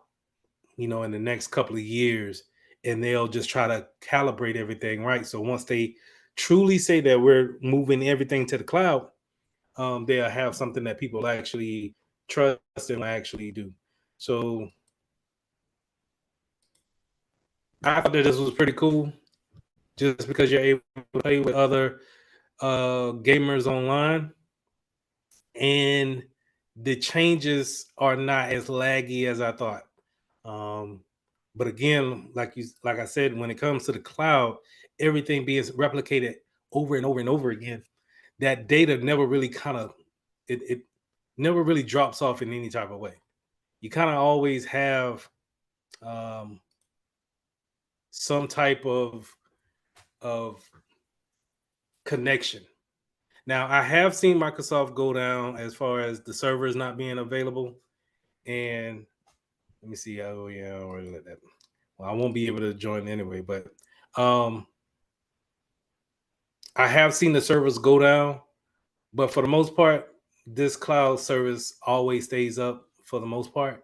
And I have played this particular game, which is a resource intensive game, pretty much on every device that I had, to where it's able to communicate to the cloud very fast and pull the data down in real time. Because whenever you make a change on your controller or you hit a button, you want that instant reaction to the game to happen right then and there. And the cloud it needs to be fast enough to actually provide that type of reaction to it. So I thought that was pretty cool that Xbox is doing that. I'm not too sure if PlayStation is doing that or Nintendo, but I'm pretty sure they'll be right there on the hills. Google Drive. So Google Drive is what I wanted to show is when it comes to the storage. Again, you look at these when you go over here to your Google. So when you go to a Google homepage, um, it'll show you all the services that they want to show you or what you've been using the most over here, right? But 9 times out of 10, we only use YouTube, Gmail, and then the G Drive, I think. And some people may not know the G Drive exists, but it does. Now, all of these services are free, but what my main thing is that they're all kind of in that realm of software as a service. They're pretty much set up for you to just go ahead and go. Nothing more after that. So in the Google Drive, they give you about, I had to pay for 15 gigs, but they give you like 2 gigs of free storage. And you can put whatever you want in there and be able to always get it long as you have your username and password and some type of two-factor set up in order to retrieve it. So you can see some old videos that I have here. I wonder if these are the same. These might be the same videos though that you guys have access to. Might have just had them saved in different spots, but having a storage cloud instance is not uncommon. You see that with Google Drive. You see it with the iCloud. You also see it with things like Dropbox, um, where this is a free platform to go and get free storage. Um, but they also cap you at a certain rate. And I've seen companies use this platform, this software as a service. But the thing that we had a problem with as the cybersecurity team is that they were putting secretive information in this Dropbox platform, and when they put it in there, then when you go and read their data retention policy, you realize that they are not going to delete the things that you put in there soon as you want them deleted. So if we're putting any type of account numbers in there or routing numbers, those things are probably going to stay there um, for years on end. And this is what what you need to really pay attention to when it comes to a security professional. You need to find their policies and see what their private policy holds. See if this company or whatever cloud instant company that you're working with, see if they have any kind of instances across seas, because maybe they have a server that's set up in North Korea or or Africa or Europe, and now your data falls under the jurisdiction of where that actual server is. Okay. Now, a lot of times it just seems like, okay, well, since we're on Dropbox, it's an American based company. That may not be the case. It may be based in Europe. And so now we fall under the GDPR regulations. How do we do that? Um, do we fall into the regulations and have the proper things in place for that? Those are things that we need to ask those questions when we're thinking about actually getting started and signing up for this type of service. So keep that in mind when it comes to real life working with a cloud provider. Those are the type of things that you kind of want to have in the back of your mind.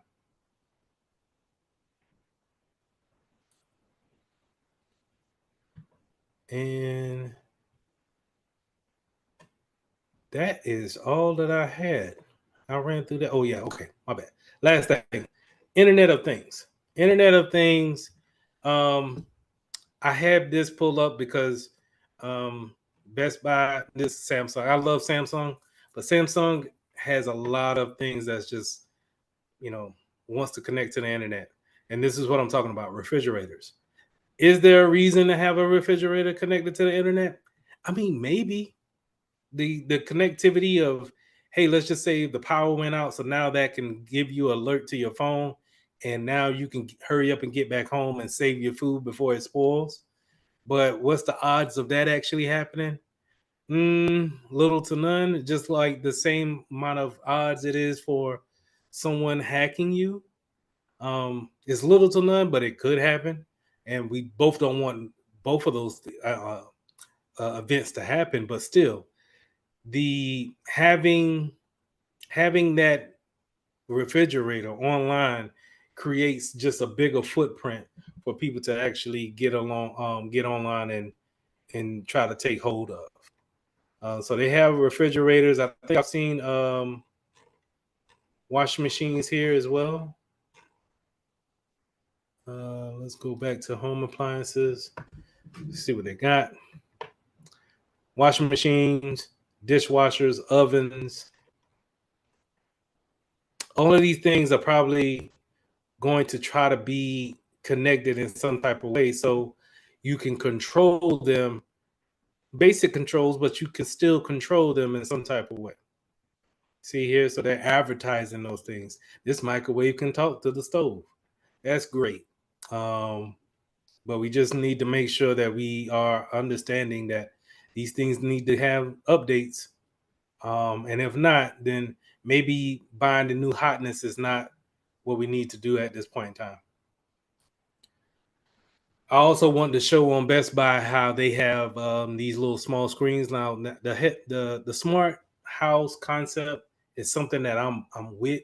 I want to get behind that, especially when you have things like Amazon, the Echo, or you have the Google Nest platform.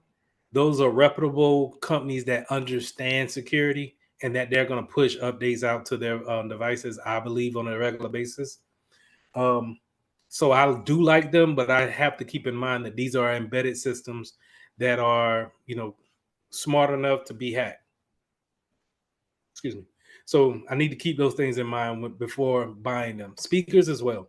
Um, Even though Bluetooth settings is a thing that you could use on your Bluetooth on your speakers, they have it to where you can hook it up to the internet and really connect everything together from a wide standpoint, because the Bluetooth area is only really maybe about 3 feet of a circumference around a person or thing. And so once you kind of go out of that 3 feet around, you kind of get a less connection than what you would have if you're kind of close together. But having a better, stronger connection via a Wi-Fi signal is way better. So just keep those things in mind when it comes to bringing these things in and then hooking them up to your network, whether it's in a home environment or in a business environment. We just want to be aware of what we're bringing onto the network. And then once we bring them on, that we are taking the proper steps to secure them at all costs.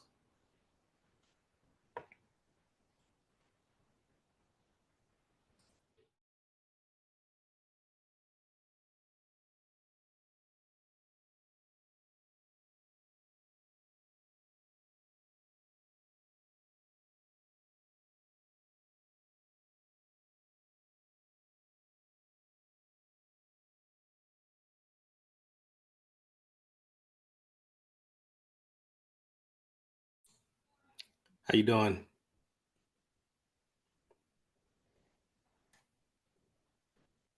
recording, and I'll get this over to you guys after tonight.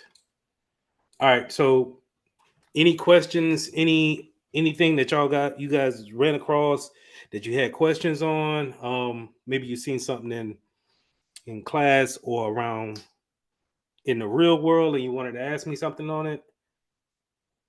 I do have one question for you. Yes, sir. And I think that y'all sat there. I think you sat there and said something before. But my question really is, so I'm in grad school for computer science and trying to do cybersecurity. I know you said something about pen testing and stuff like that when it came down to cybersecurity. Were there any other avenues besides that, or is it kind of just narrowed down to only specific ones? Um, these avenues read here. Let me bring the classroom back up.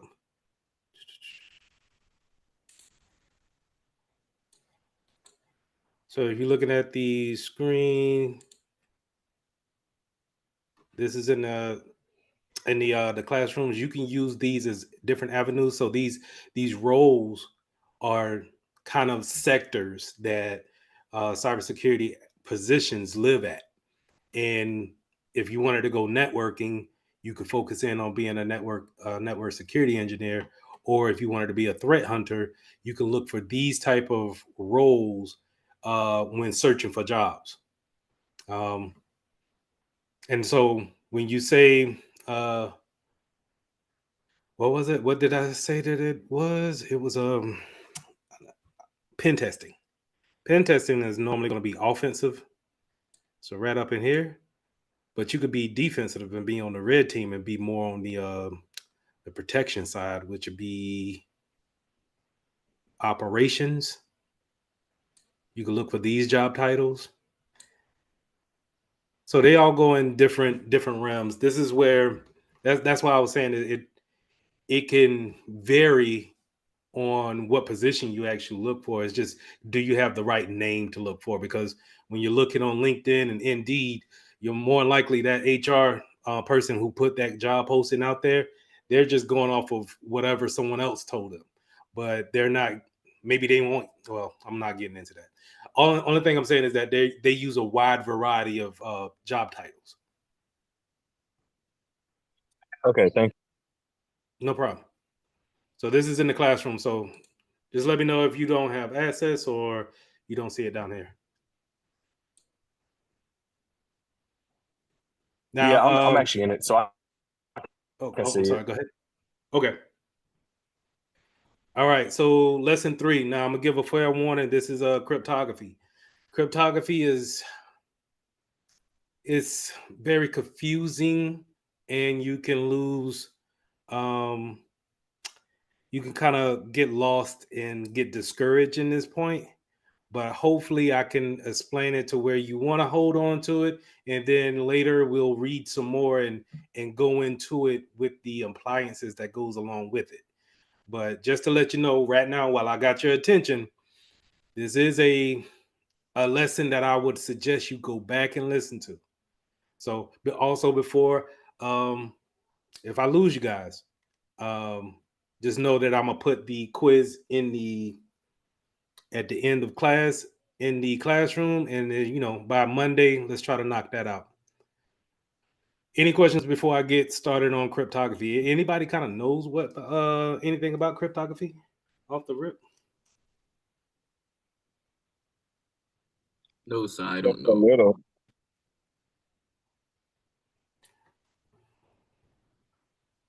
Yeah. So let's jump into it then. So if you don't understand something, or if it just you want me to break it down even more, just stop me. All right, so cryptography is the concept of taking something that's readable and making it unreadable. We're going to go through the different algorithms that they have and how you really don't need to do this stuff on a day-to-day basis, but as a security professional, we need to understand how cryptography is creating that confidentiality that I've been talking about since Monday.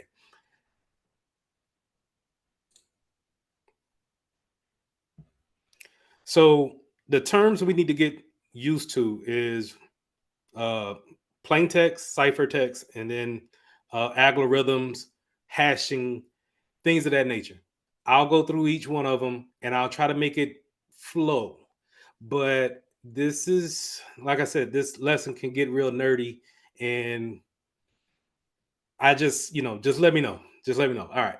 Plain text is something that we see on a regular basis. So I'm going to bring my notes over. This is the best way you can see plain text, or just anything that you see on like my slides here. It's stuff that we can read. No need to, put in kind of veil over it.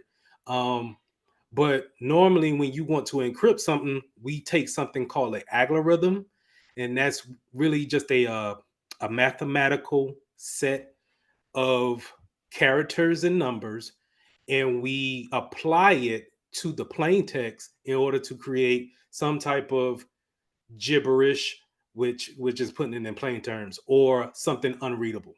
And that something unreadable is called plain text. I mean, ciphertext. Now, in order to apply that algorithm to the plain text, we need some type of key.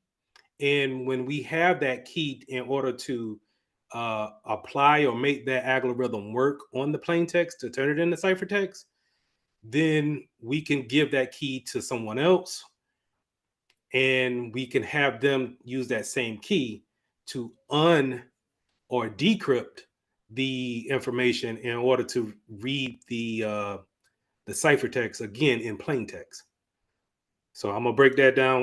I'm gonna say it one more time. So if I type something, hey, let's go to the classic this weekend, and then I use a key and an algorithm to go ahead and jumble that up and send it in secrecy, I can put it into the chat and give you guys the key. You guys can take the key, apply it to the algorithm, and then see that I want to go to the classic this weekend. Well, you might say, okay, so who are you hiding it from, or where was it being hid at what point in time? You remember last Tuesday, we showed Wireshark.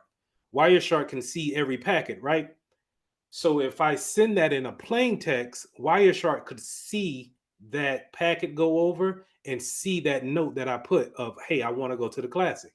But when we take that key in that algorithm and we put it on that plain text, when I'm using Wireshark, I'm not able to see that. The only thing I see is the gibberish, just a bunch of bleh.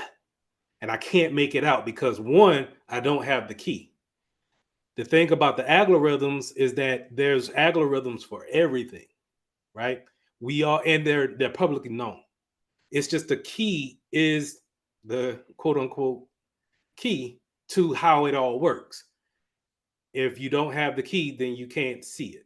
And that's the whole point of encryption, really.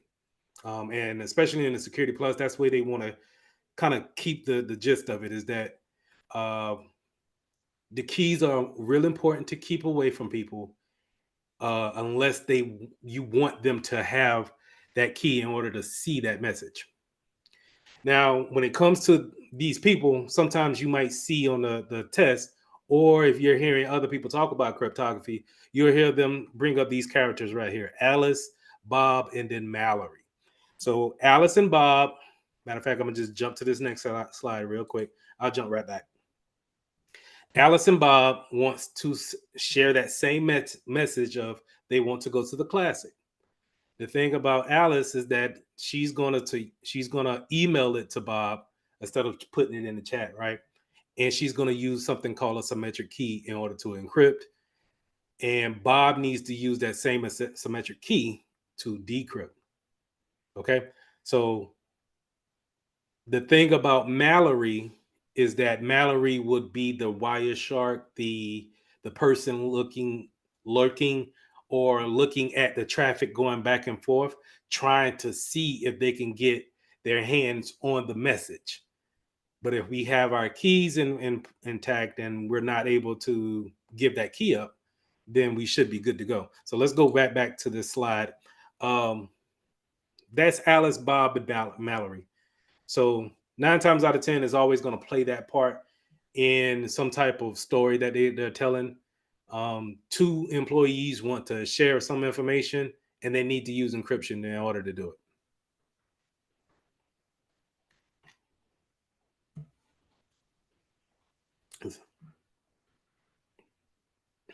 Yes. So whenever we're doing anything, and we'll get to this later in the slides, whenever we're doing anything on the internet, encryption is probably taking place. Even, and this is where I can lose you now. Even the fact that you can see me, right? And I can't see you, but I'm seeing you. The traffic that someone can see outside my house when it comes to actually looking at the network traffic, they can't see what's going on. So they couldn't see you put that in the chat of, is this like the ability to hide information? They can't see that. But I can, because I have a particular key and you have a particular key. And the traffic, even if it's video or voice, we have a particular key that we can encrypt it and send it across the network. That makes sense? Thumbs up? Yes. Okay. Spread this out a little bit. Okay. So hashing. Hashing is similar to encryption, but not. It doesn't really go through an intense algorithm to actually create a unique situation. It's more, I want you to think of hashing as a fingerprint. Um, Everybody has one, right? And everyone's is unique. And so hashing has an algorithm, but not terribly deep and complex as an encryption algorithm. They have an algorithm that they can take fingerprints of documents or plain text, right? But they don't really hide it from anybody. Remember, those algorithms are known by everybody. So there's no key to put on it and then becomes it's not known by anyone. It's just an algorithm that everyone knows, such as MD5 or SHA-256, which I'll get into.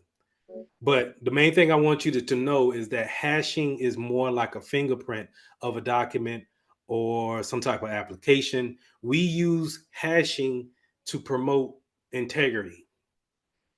So the wonderful thing about those hashing algorithms is that once you take that fingerprint of something, if one byte of that document changes, if you take that capital L and you change it into a lowercase l, it completely changes the whole hashing algorithm and the hashing output of it. Okay, completely changes it. You may still end up with a 24-digit character, but it's totally different than what you had before. Okay, so if I were to take a hash of an application and send it to Carl, and I tell Carl, hey, this is the hash that I got. Make sure that you got that same hash. And if it's any character different, then we knew that somebody did something in between our traffic in order to change that file. That's hashing. Now, let's go over symmetric and then asymmetric ciphers. Ciphers, keys, same thing. Symmetric keys, I'm going to refer to them as keys. In encryption, when you have something symmetric, same thing, right? You split the face in half, you got symmetric. It's the same key. Alice is going to use a symmetric key in order to send the message, right? And the thing about the symmetric key is that Bob needs to use the same exact key in order to open it, decrypt it. That's the thing about a symmetric. Now it's typically faster than asymmetric. Asymmetric obviously is going to use two different keys, but symmetric keys are typically faster because It doesn't take much mathematical complexity in order to create, hey, I'm locking it down and then you're unlocking it. A decent way of knowing about this is how I said the other day, when you come into the file and you go to the info section into your let's say any Word product, and you go to protect the presentation or protect the Word document, you can put a password on it, and this password creates an encryption on it. That password that you're putting on it is the key. You get what I'm saying? And then now, in order for someone else to get that same document, they need to have that same what? Password, which is the key. Give me 1 second.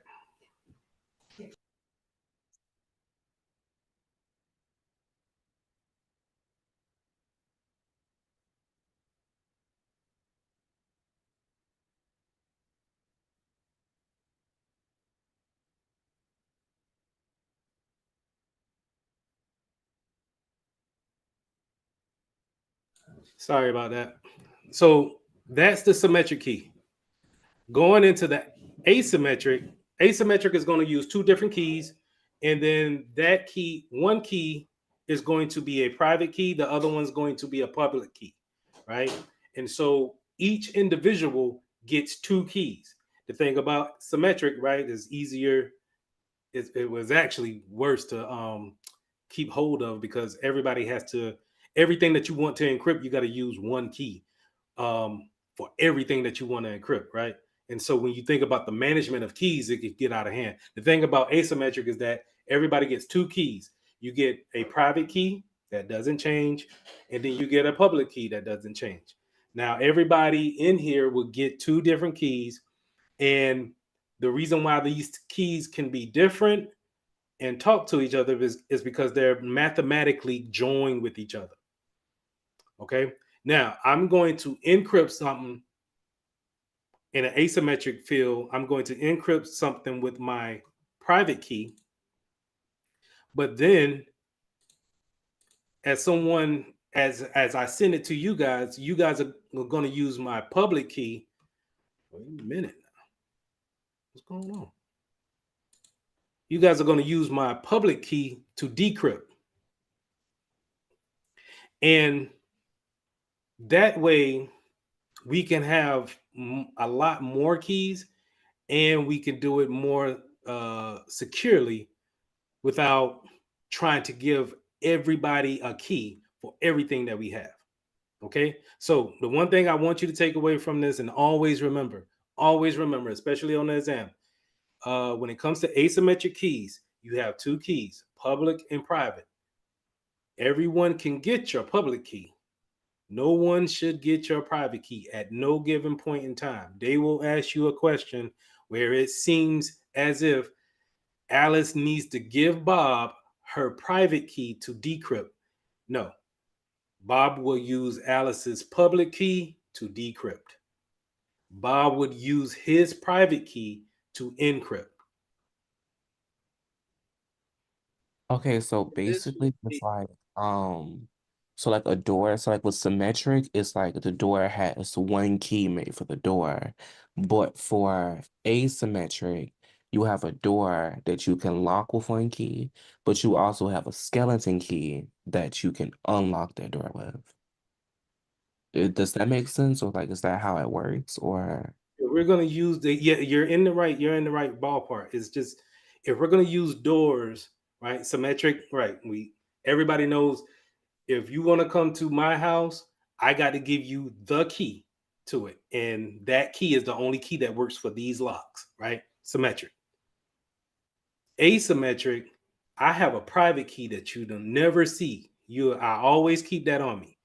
But if you're going to visit my house, I'll leave a key outside that everyone can use, and you can get into that door. But that door, that particular key won't work for everything that's in my house. That makes sense? Yeah, that makes sense. Okay. So even now, let's put distance in between, right? So this is where the network comes into play. Even if you're in Alabama or in DC, I can send you something And let's just say I have a house in Alabama. That same key that I have hanging outside my house in South Carolina, you could take that same public key and go over there to Alabama and open that same door, because it's mathematically geared with my private key, but it's not the same key as my private key. You will never see that.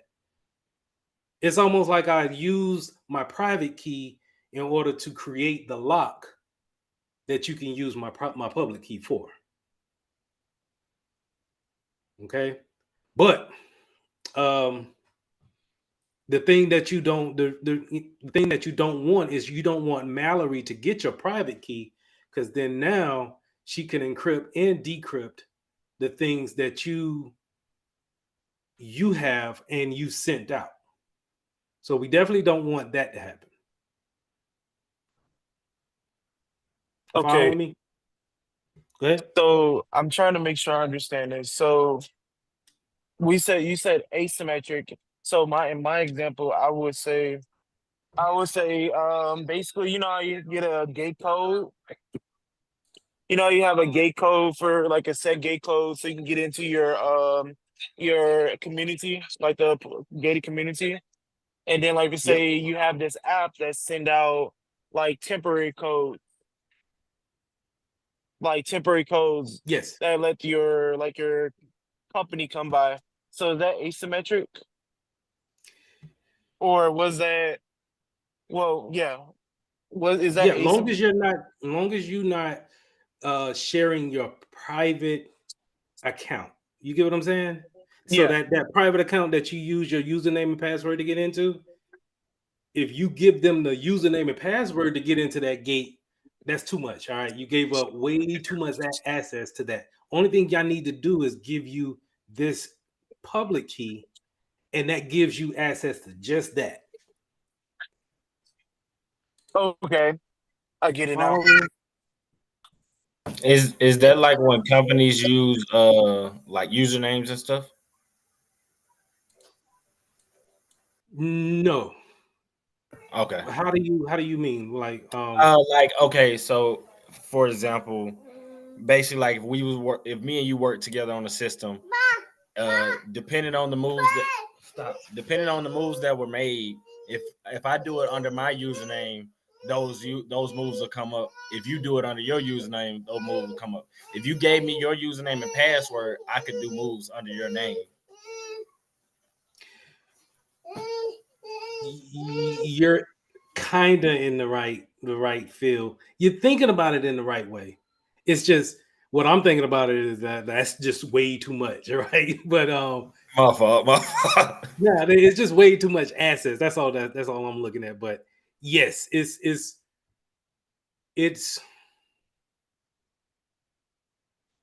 let me try this. Let me try this. Y'all see my whiteboard? Yes. Give me 1 second. Let me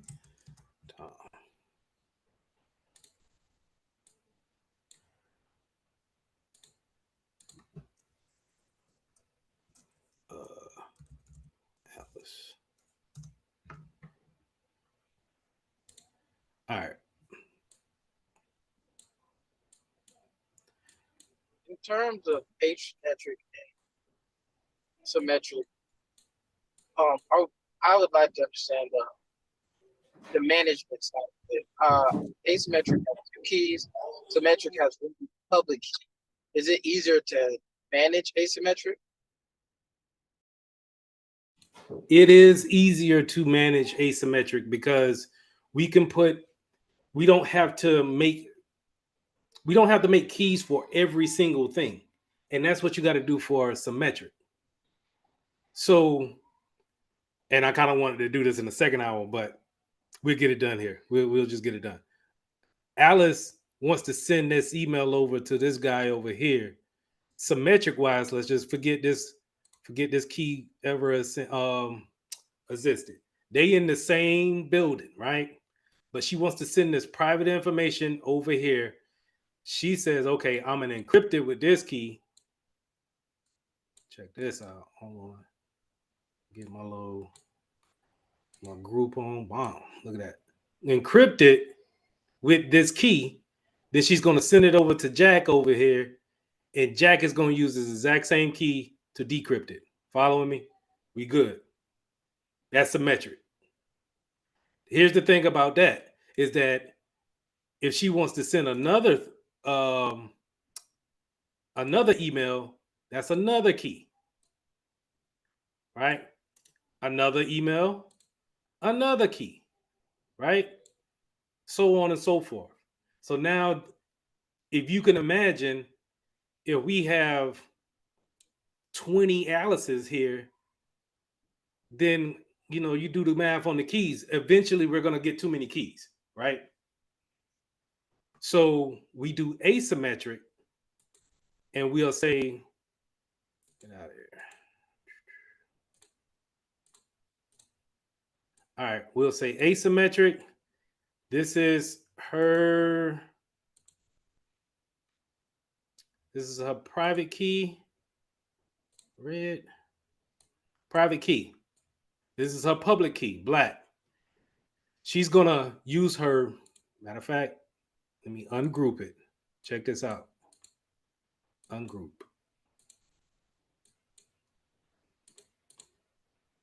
Ungroup. Boy. Email. If I could spell. And then key. Dupe. All right. She's gonna take her private key and encrypt it. But then she's going to take her private key back, keep her public key here. Hold on. Wait a minute. Where are we at? Duplicate. Okay. She'll take her private key back. She encrypted it. She'll send it over to Jack. Jack will then go to Alice and say, hey, where is your public key? Make that green. And she'll say, here you go. And he could take this public key and now decrypt it, because now these keys are mathematically joined with each other to where it can only decrypt. It cannot encrypt on her behalf. It can only decrypt on her behalf. And now he can see it. Now, here's the kicker to that.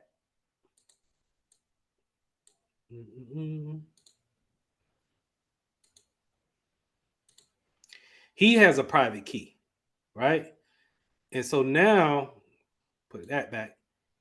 He'll take his private key, encrypt it, and send it back to her. What key will she use to decrypt it? She'll use a public key to decrypt. Whose public key? She'll use her public key to decrypt. The one she created.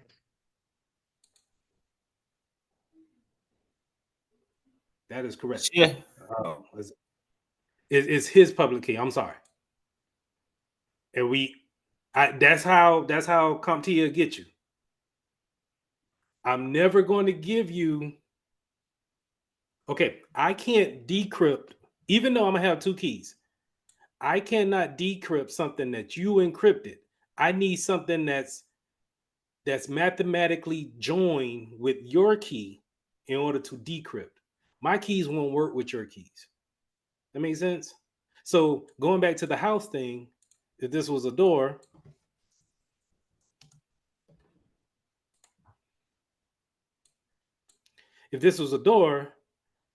I can't, and she locks it with that key. Then let me get this out of here. She says, hey, anybody using this door can use my public key. Right? So whenever he goes and you go to his house, he can lock the door with his private key. Mom. Locks it. Mom. She can't take her public key and then open it back up, because her public key didn't decrypt it or encrypt it. I'm sorry. It did not encrypt it. It's made to encrypt anything that she decrypted. And this is where I don't want to confuse you guys. Can I add something? So technically, like they're not. I think mathematically the same, like you said earlier. They wouldn't be the same, right?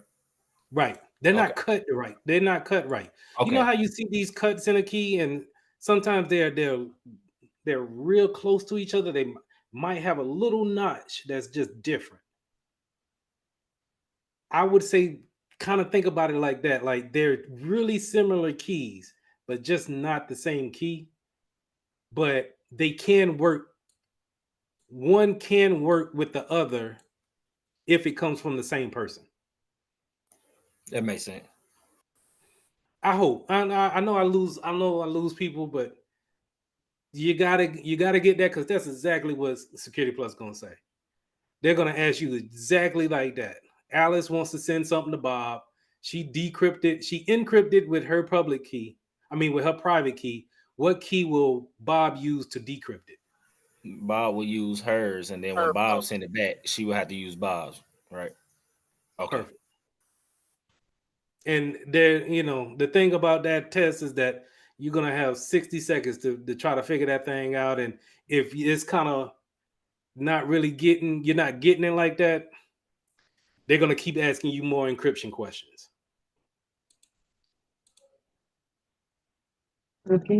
Question. So Yeah. he takes her private key, I mean her public key, and he creates a key for access, and she has to use that in order to gain access once he locks it. She has to use the same key he used. She has to use his public key. His public key, okay. Right. You gotta. So if she uses the same key he uses, then what do you call that? If we're using the same key, It'll be symmetric, right? symmetric. Symmetric, okay. But since we're going to use different keys, if we're using only different keys, then we're going to use asymmetric keys. And that's when we start talking about public and private keys. Okay. Always remember, I'm never going to give you my private key. I cannot give you my private key. I refuse to give you my private key. If you want to read something from me, use my public key. I'll go ahead and show you the real world scenario. Let's try to bring this home. My favorite website, ESPN. We ain't get into certificates yet, but we'll get there.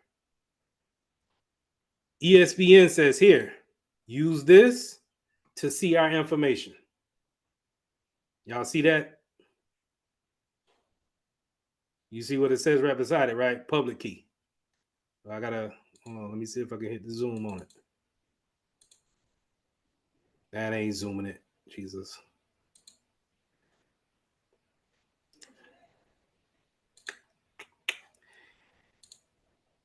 I wish I could zoom that. I ain't got that on there though. Magnify. We can see it. Okay. Let me see if I can throw this on here real quick. Y'all see it now? For anybody looking on their mobile phone? Okay. Yes, sir. Let me get up out of here. Yes.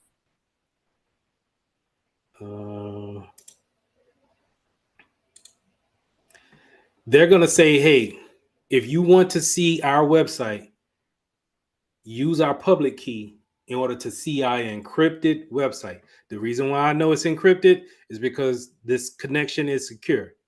That means we're using HTTPS. That's going to be encrypted. Okay. Now, they're not giving us their private key. They're giving us their public key in order to see it. That makes sense? Yes. Okay. And we're not using their private key to decrypt their site. We're just saying, hey, and we're not giving them our private key, because you have every device is going to, when we get into going on the internet and actually looking at websites, we have our private keys and our public keys as well, as far as our own devices. And we're not going to say, hey, we're going to use our private key to see your just an ESPN site. We're going to use the public key. So going back to this little thing right here. Again, these two keys, asymmetric. Public, private. I will never ever give you my private key. Ever. It's private. It's for me. It's not for you. I have a key that's public though, and you can use it. I have a question. Yes, sir. So with these keys, with these looking at certificates, which I'm pretty sure you're gonna iterate over later, but can you set a timer for these keys where they're only valid for a certain amount of time and then invalid? Yes. You don't necessarily set the timer. The what we call a CA sets the timer, and it's normally like a year. And so I don't know if you ever seen, like, sometimes you'll be browsing the internet and it'll tell you that a certificate has expired. You see here your expires right here. So they give you about a year to go ahead and make sure when you're registering a new website, you do all of this in kind of like the setup mode, and they give you a CA, a certificate authority, which would be in trust for these guys. The CA is kind of like I want you to think of a DMV. A DMV lets people know that you have the right to actually get into a car and drive it, right? Well, on a certificate authority gives you the right to get onto the internet and actually broadcast and say, "Hey, I'm doing the right thing," quote unquote, and I have um you're able to come to my website and do whatever service I have here. And I'm not trying to trick you. That's why I used to tell people you can't go off of the phishing site, or you can't go to the phishing sites because they'll tell you that the certificates is not valid. But I've been seeing now lately there's a lot of phishing sites that have valid certificates, so you can't really go off of that. But to answer your question, yeah, about a year. And you don't dictate this. You pretty much, whenever you sign up for your site, they dictate that. Good question though.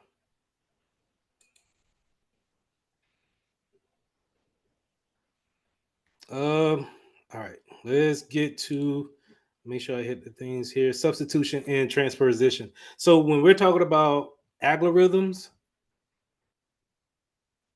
we can, the earlier ones back in like Julius Caesar's day, they used to be kind of like just really plain ciphers where, if they wrote something down and they wanted to actually put it in a code, right, they may shift the letters every two spots, and then when they roll it up, put it in the bottle or whatever the case may be, and take it to the next kingdom, they would tell the guy or whoever took it there, hey, tell them to shift back two spots.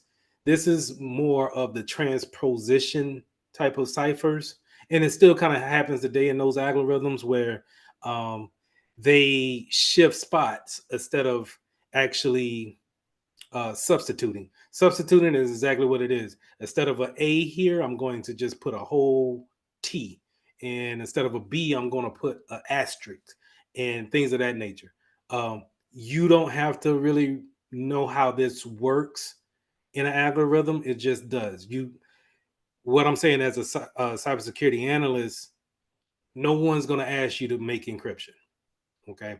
Now you could get with the networking team and you manage the keys, but even then you're going to have a TPM that makes the keys for you. And you're going to be doing that all on the back end. No one to be really paying attention to anything that you do. So I wouldn't worry about that going into the real world. Like I said before, symmetric keys are fast because remember, we only using that one key.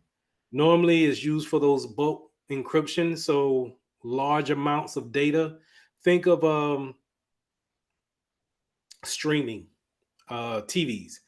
Whenever you go into your Netflix account, believe it or not, that Netflix account, once you pull up your favorite movie, it's all being encrypted from one side to the other. You encrypted it when you got your account, right? And so now you can see it from one side to the next. Quick question. Why is it important to keep the private key private?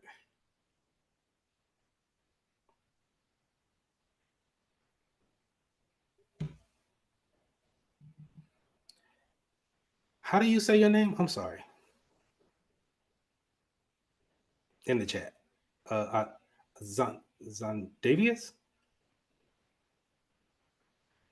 I'm gonna butcher it. My bad. Zondravius. Say it one more time. Zondravius. Got you. Zondravius. It's precisely what you said. It's thank you. But it's exactly what you said. It's just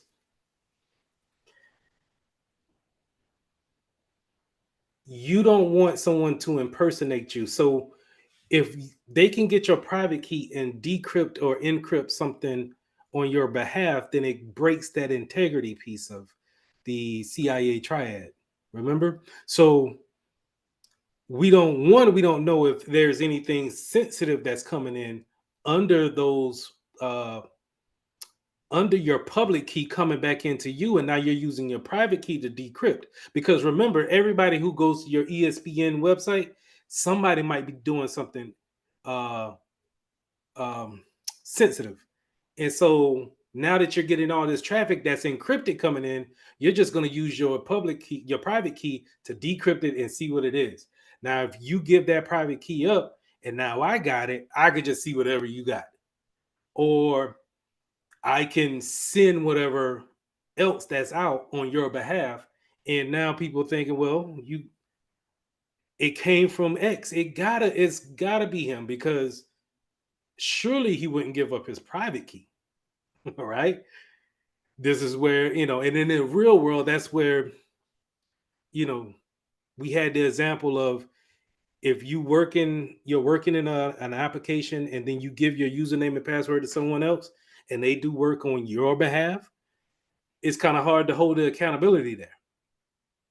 So that's why we never want to give up that private key.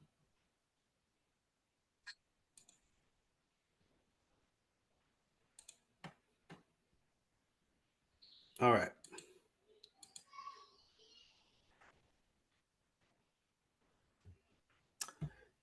Yeah, no problem. Key length. So in the keys, when we're doing these algorithms, and remember, we putting that key to it, we can make the key even more potent, tougher to actually break if we actually put some salt to it. That's not trying to make like an analogy or nothing like that. It's really like, that's the name, is called a salt. We could put I think it's in another slide, but we could put a salt to it, or we can make the key length much longer than what it is. So a lot of times you'll see 256-bit key or 128-bit key. That's just putting a lot of characters onto that mathematical problem in order to create a particular key length in order to encrypt it even more potent, right?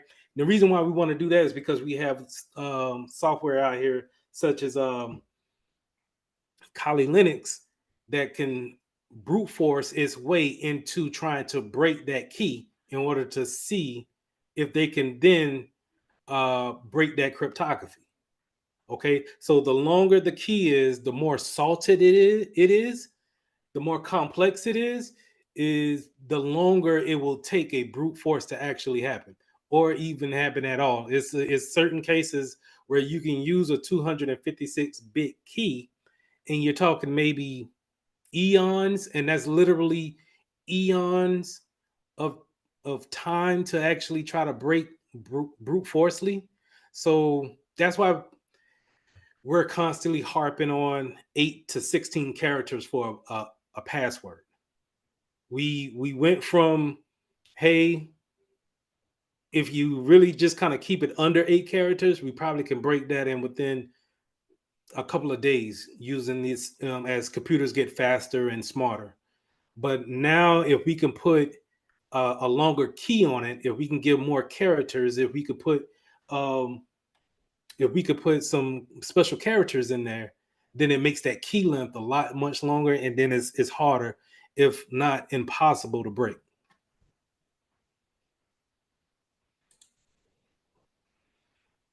Now we got into asymmetric, but here's a slide for it. But I think y'all are. I think we're good on asymmetric. Any questions before I move to digital signatures, which we kind of got into that too. So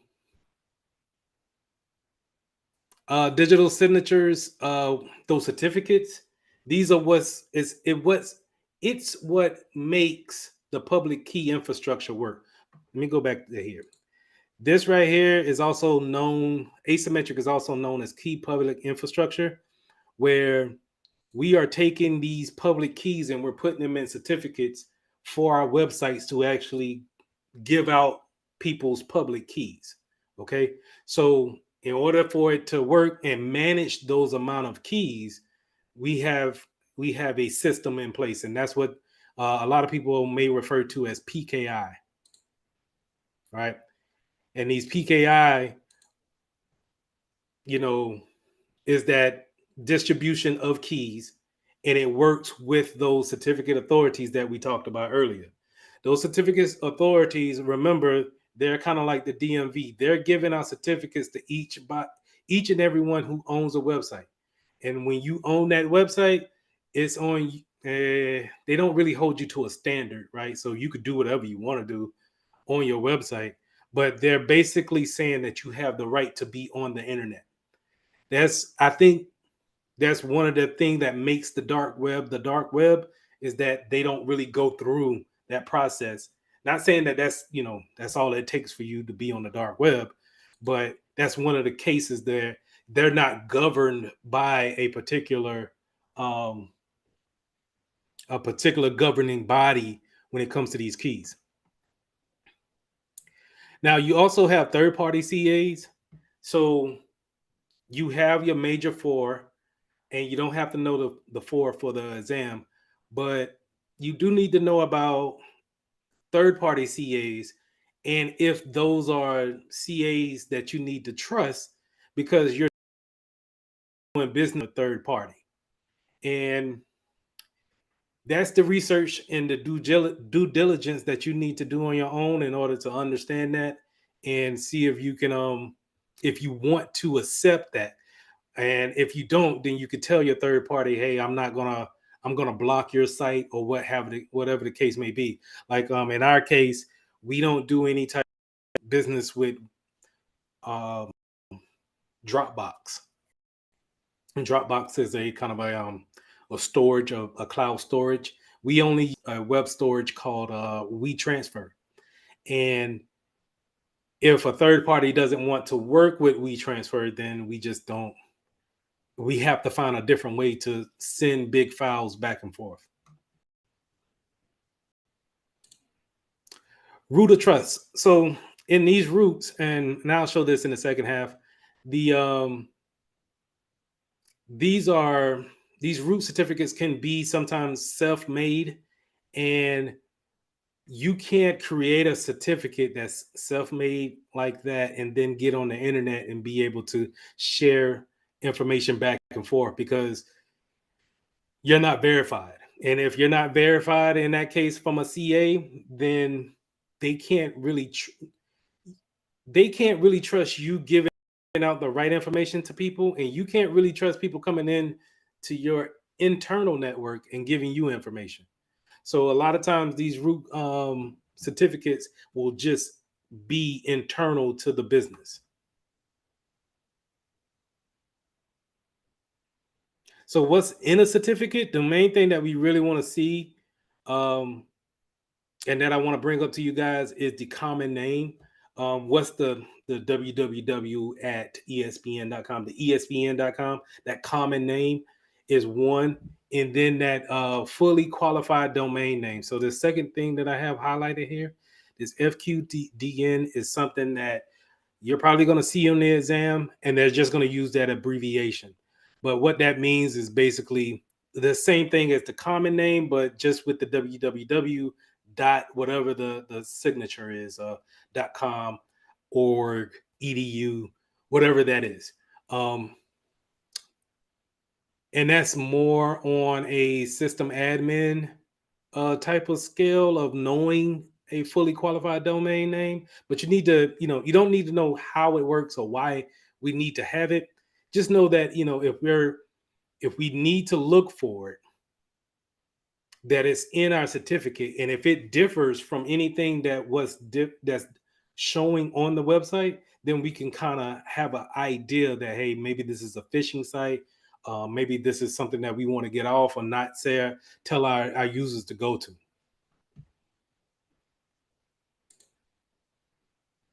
So key management, when it comes to PKI, remember, we are building an infrastructure of keys.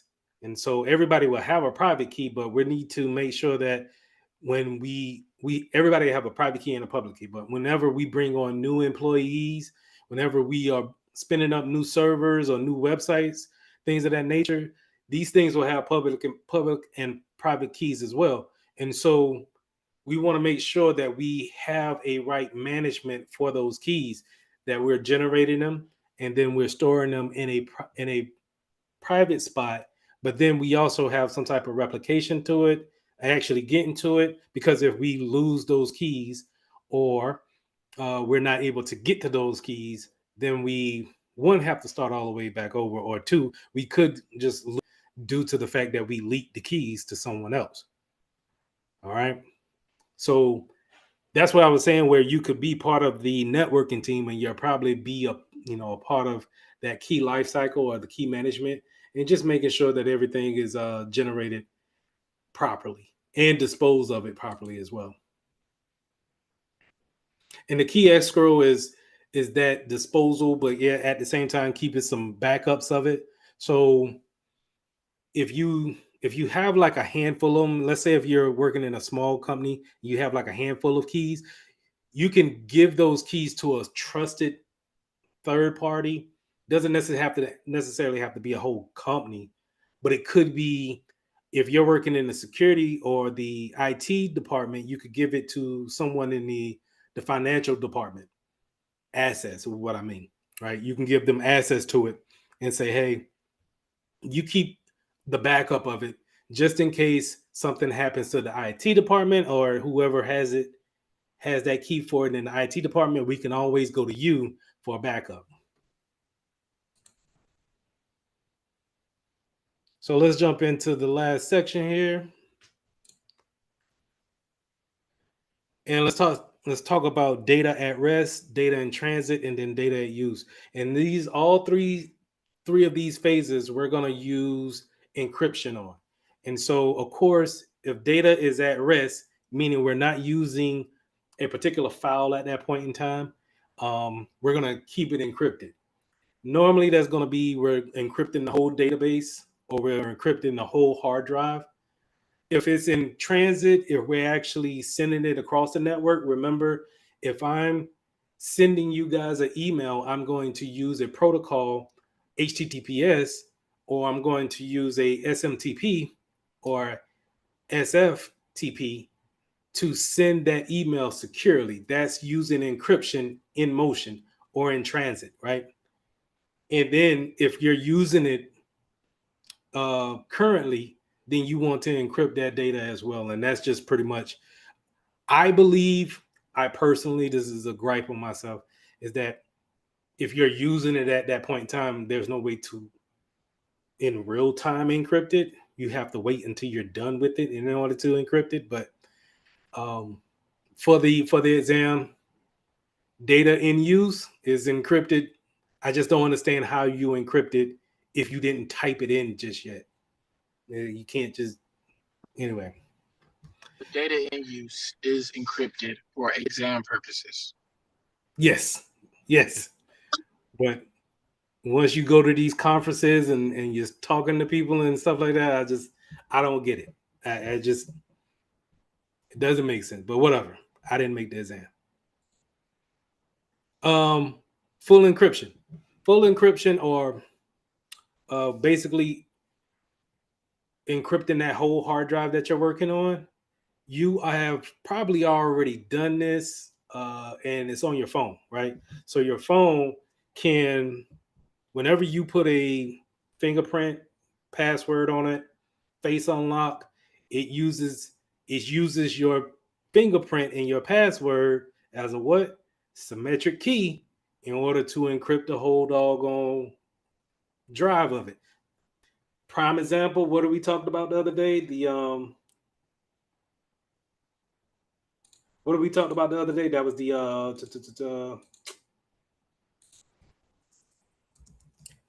um Apple ID. Once you put it on there, man, encrypts the whole thing. They won't let you do nothing else until you get that one symmetric key, and basically then put it in there and then unhinge that account from that particular device. I used to think that, and I still kind of think that if you don't unhinge a Apple ID from any kind of Apple product, you might as well throw it away or sell it for parts. But that's full encryption. We can do the same thing on our PC, but we would have to actually start it and then put that password on there.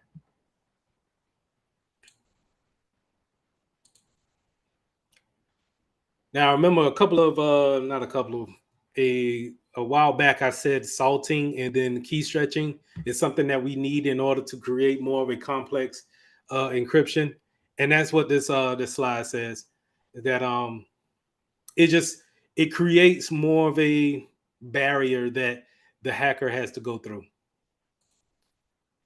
All right, real quick, let's talk about blockchains. Blockchains uses the encryption to actually create a ledger, an open public ledger.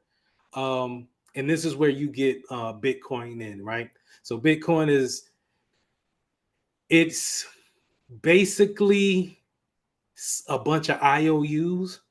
It's no really like no value money behind it. It's, hey, I trust that you will give me 2 Bitcoins for this particular pizza. And since we have this blockchain to verify, then I can hold you accountable if you don't give me that, right? Or if you say that you have it and you don't have it, I can see it at public ledger. I'm about to get on my soapbox again, but anyway, that's when you see blockchain. I want you guys to think about Bitcoin and having kind of like an open checkbook, it's basically a open Excel spreadsheet, and it's verified through that encryption to keep that integrity for everybody to see.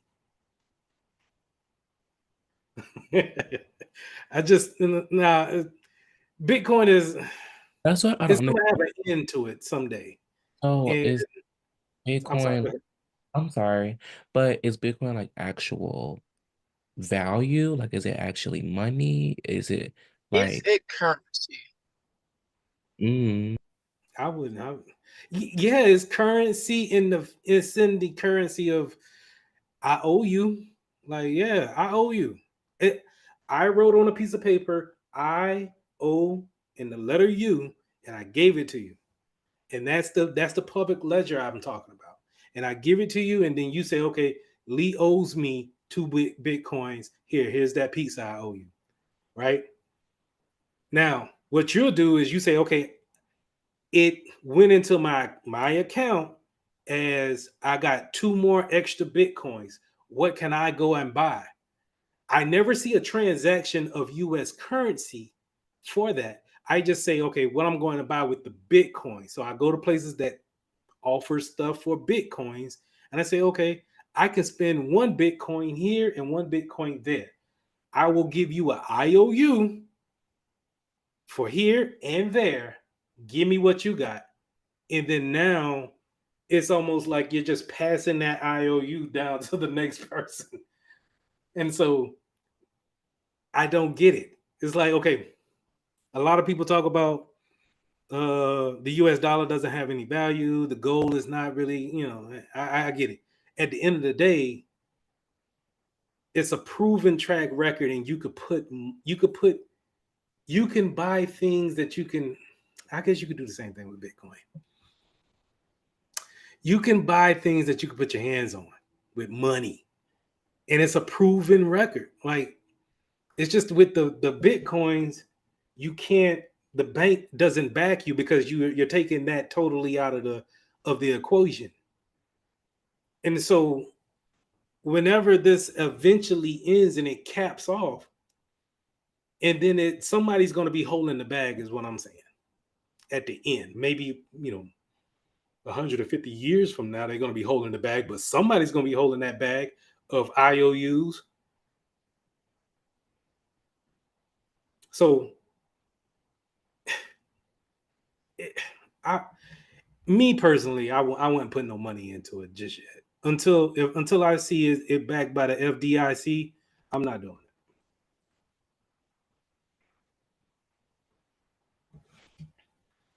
Does Bitcoin fluctuate in value? So maybe that's why you go ahead and I'm saying that it doesn't have a value. I'm saying it like it's no real value. Like, I know $1 is 4 quarters. I know that for sure. At least that's the lie I believe. I don't know how much a Bitcoin is really worth. I think it would be better if there was something kind of like to put hands on. If they actually gave you a bill or some type of certificate, and you can hold on to it, and then the value of that grows. I don't know if you ever seen like a CD, a certificate of deposit. You can hold on to that, and it has the value of it, but then it grows over time with percentages and stuff like that. This is just kind of seems fake almost to me, but I'm going off on a tangent. I'm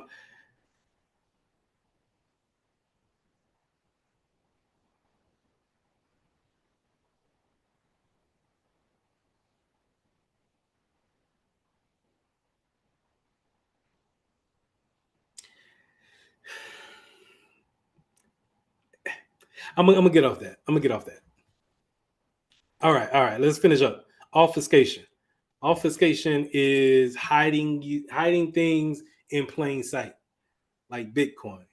But nah, obfuscation is being able to have, how you go to your website and you want to log in, you'll put your username in and you can see that. But then once you put in your password, you'll see nothing but dots. That's obfuscation. I'm going to actually change the letters into dots. It's not encryption because it's no algorithm being applied to it. But what it's doing is just having that code written there that once I hit TH and E, I'm going to see quickly dots being covered over them, but the letters are still there, right? And then under obfuscation, we have steganography. Guarantee you see this on the exam as well. Steganography is the process of being able to send information outside of that network within something like a picture.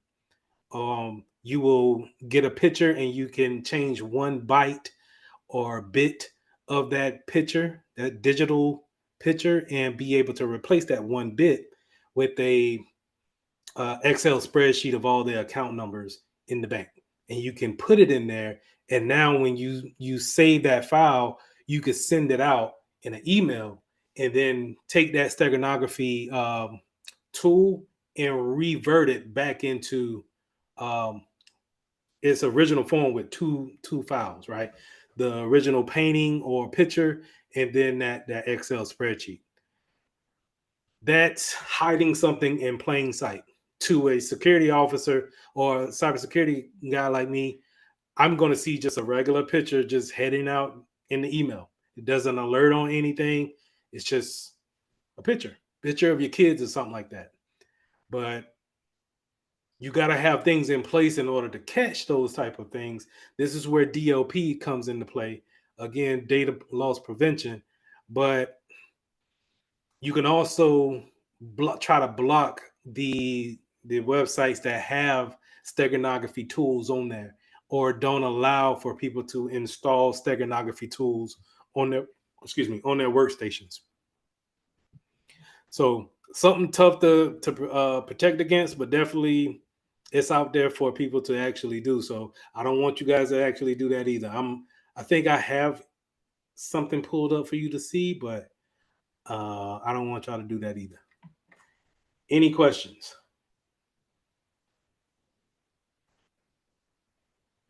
All right, we ran over a little bit. I'm sorry, say it again. Um, the email address that I received to the classroom, would you rather us email you through Gmail, or would you rather questions be sent through the classroom? It doesn't matter. I'll see it all. Whatever's convenient for you. Okay. Let's take. I'm sorry. Go ahead. I was gonna ask, when it does come to cybersecurity, is our job, well, of course, depending on which specific career field you're in, is our job to create and manipulate and delete these, so I guess you could say ciphers, algorithms, or etc., or just to identify them? It's according what your job is. If you're going to do threat hunting, your job is to actually eliminate, um, identify, contain, eradicate, and then roll back. If it's to analyze, then you might just want to notify someone. Um, if it's to engineer, then you might not even do nothing. You might not even pay attention to none of the alerts because you're doing something totally different. Like let's say pen testing, for example. If you're working as a pen tester for a company and an alert comes in and the firewalls are being hacked at that point in time, they're not calling the pen testers. They're calling the CSERT team, the incident response team. They're not calling you. So it's all depending on what your role says. But 9 times out of 10, if you have the knowledge, they're going to rely on you to actually give that knowledge.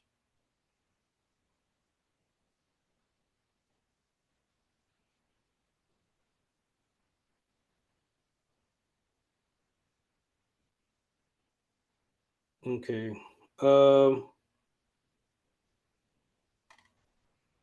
Any other questions?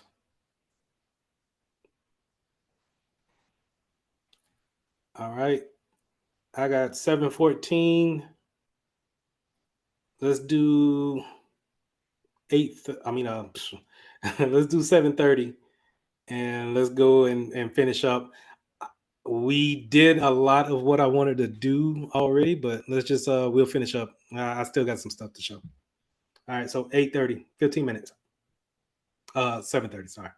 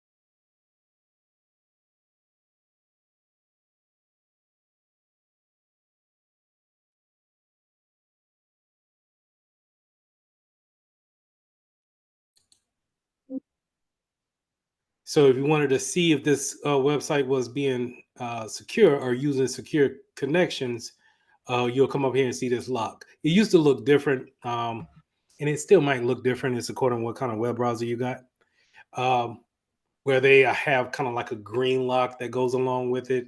But either way, you want to see that lock. If not, you'll see that this website is not secure. And we know that it's secure given the fact that they are using a HTTPS type of encryption for the website.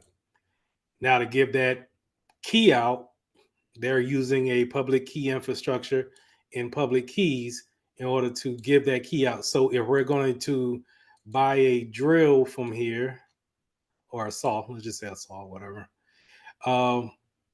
If we buy this product and we want to put our credit card information in, then it's going to, you want to actually do that on a secure line. So anybody using Wireshark is not able to see your credit card information, your personal identifiable information.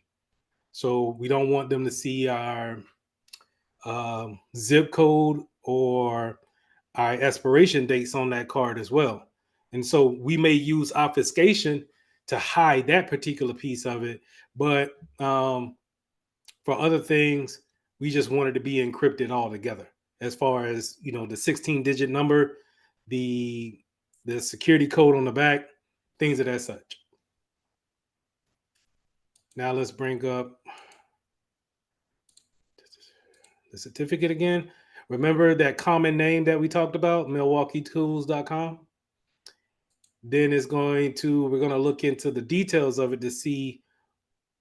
This is coming from let's see if we can get our CA.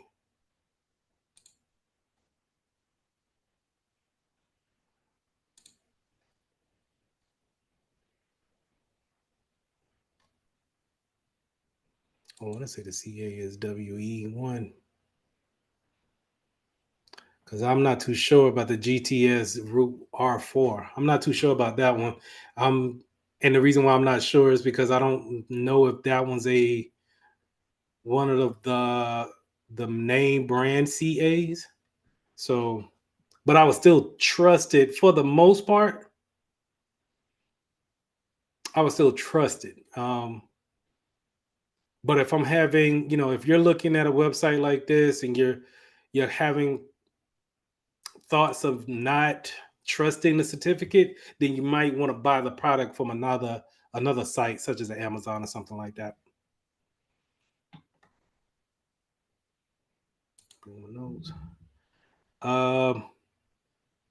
Now let's look at some of the certs that's local to your machine.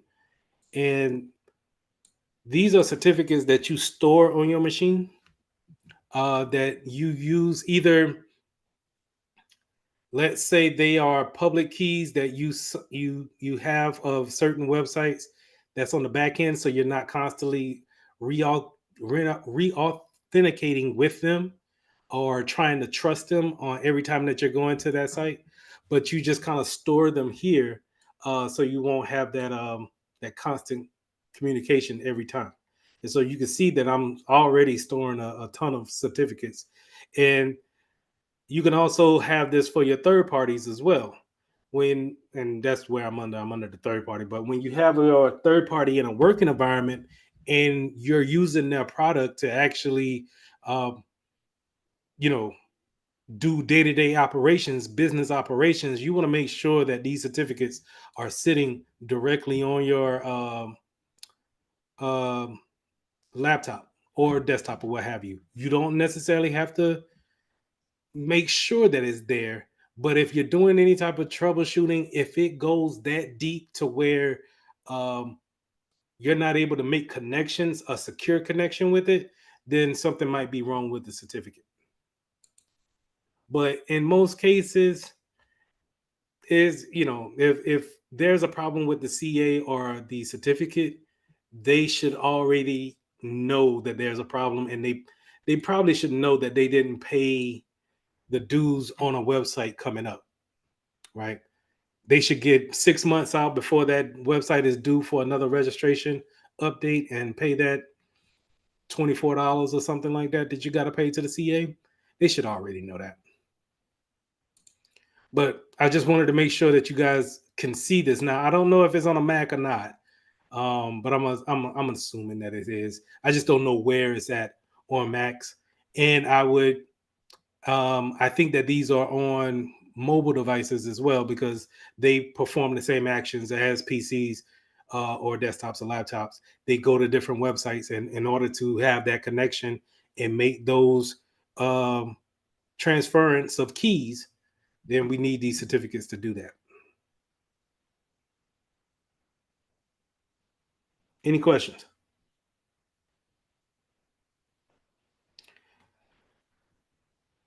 All right, let's bring up BitLocker. So remember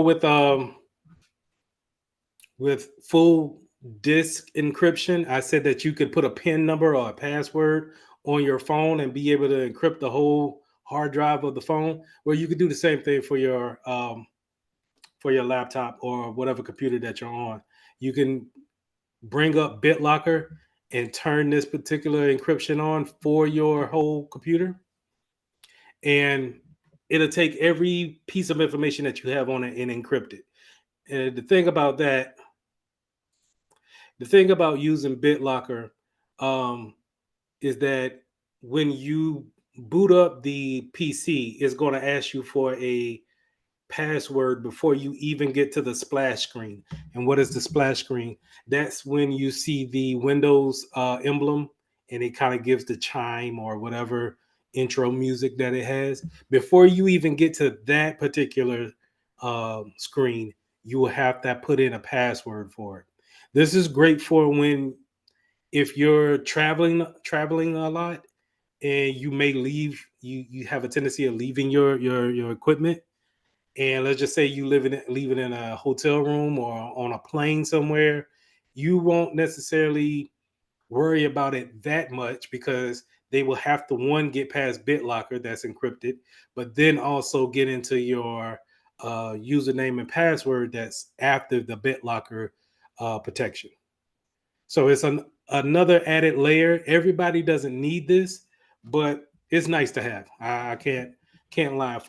You'll see a lot of times when you got people who are traveling for the business, they will leave their stuff on planes, trains, cabs, what have it. If they're taking it, they'll leave it. So just keep that in mind when it comes to the encryption. I have a And question. also, I'm sorry, go ahead. So I noticed you're using a Windows device. So for persons that own a MacBook, is like a MacBook already fully encrypted, where you won't have to use BitLocker? What would you have to use for MacBook? I would have to get back with you. I have no idea.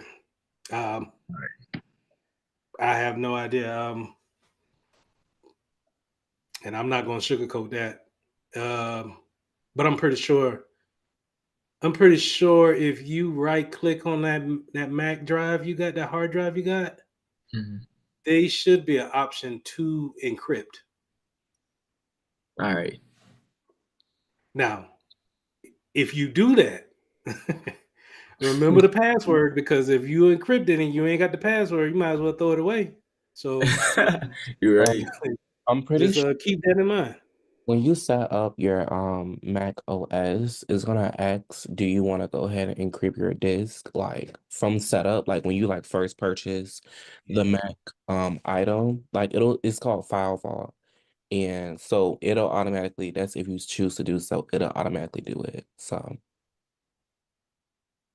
Yeah, Oh, okay. I've seen it a couple of times, but I don't work on Macs often. And so when I try to rebuild a Mac, if I take the dare to try to rebuild one and put another disk into it, I can't do it. It just takes too long for me personally. But again, that's their what they hang their hat on too when it comes to the security wise. If you don't know your password to that, then that's it. I mean, you better hope that you got your the Apple Cloud updated in order to, get another device and then pull everything down from the cloud.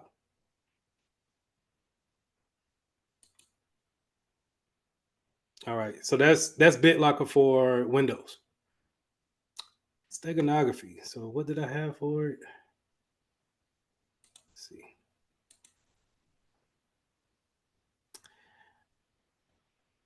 I don't think I had anything for it. I was trying to find a steganography generator, but the piece that I did download, it started to make my computer fan automatically run. I think I went here and I downloaded it from here. And this is GitHub. I don't know if you guys are familiar with GitHub. GitHub is a repository, is a repository for all different types of software, mostly free software. The thing is that if you're into coding, GitHub is probably where you want to be at. And I'm not too keen on it because, like I told y'all, I don't do code. But whenever I see exe, I'm like, yeah, I know what that means. So I tried to downloaded it, and it automatically threw my fan onto my PC. And whenever my fan comes on, that means that bring this up. My task manager, something was getting taxed, and I don't know what it was. I just kind of uninstalled it real quick and was like, nah, I don't think I'll be able to show anything tonight. So I don't know what it was doggone eating up, but I'm thinking it was probably eating up my CPU and memory. But it was thinking about some stuff. And I was thinking, since it had my fan working and it was probably had my CPU and memory around 70-85%, that there was a lot of traffic going back and forth to somewhere else. And I didn't like that. That's what I thought. So I uninstalled it and restarted my computer immediately. But this is what I downloaded. And the reason why I bring this up is that I'm going to click on it just because I'm hard-headed. When you download it, who's to say that I got what I was supposed to get? If I had something here like a hash that I could compare it against, then I will feel more comfortable that I actually downloaded the proper software. Does that make sense? So remember that hash is going to show that we actually have the particular thing because we took that fingerprint. It may be a file, it may be an application like how I just did. But I ain't too sure if that's the right thing because, like I said, it threw it into a little frenzy after that. So with that being said, let's go into hashing. This MD5 hasher. MD5 is not a secure way of encrypting anything, but I just wanted to show you how a hash can actually generate the same amount of output no matter what the input is. So let's take, I have a dream speech. Let's go over here.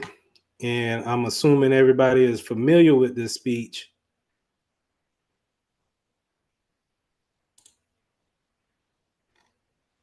And how long it is, right? Yeah, we're familiar with that speech. Okay, so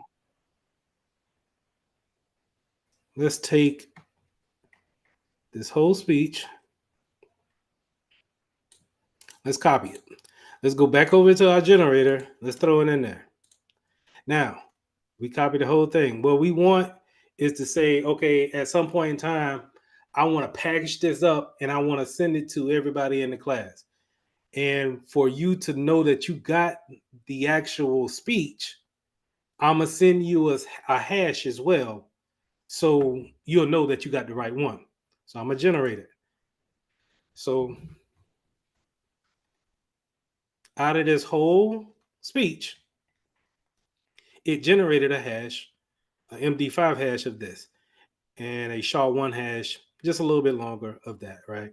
So I'm gonna go and copy this, and I'm gonna pull up my notebook, and I'm gonna just put it right there. So what I would do is I will package that whole email up or whatever, or I package it up in some type of file, and I'll send it across the network. And I'll send it to you, and I'll give you the hash, and I'll say, okay, if you get anything different than this hash, then this particular speech has been altered in some type of way. Doesn't need to be a whole lot of ways, just some type of way. And to prove that, I'm going to come here and I'm going to say, instead of 5 score years ago, I'm going to say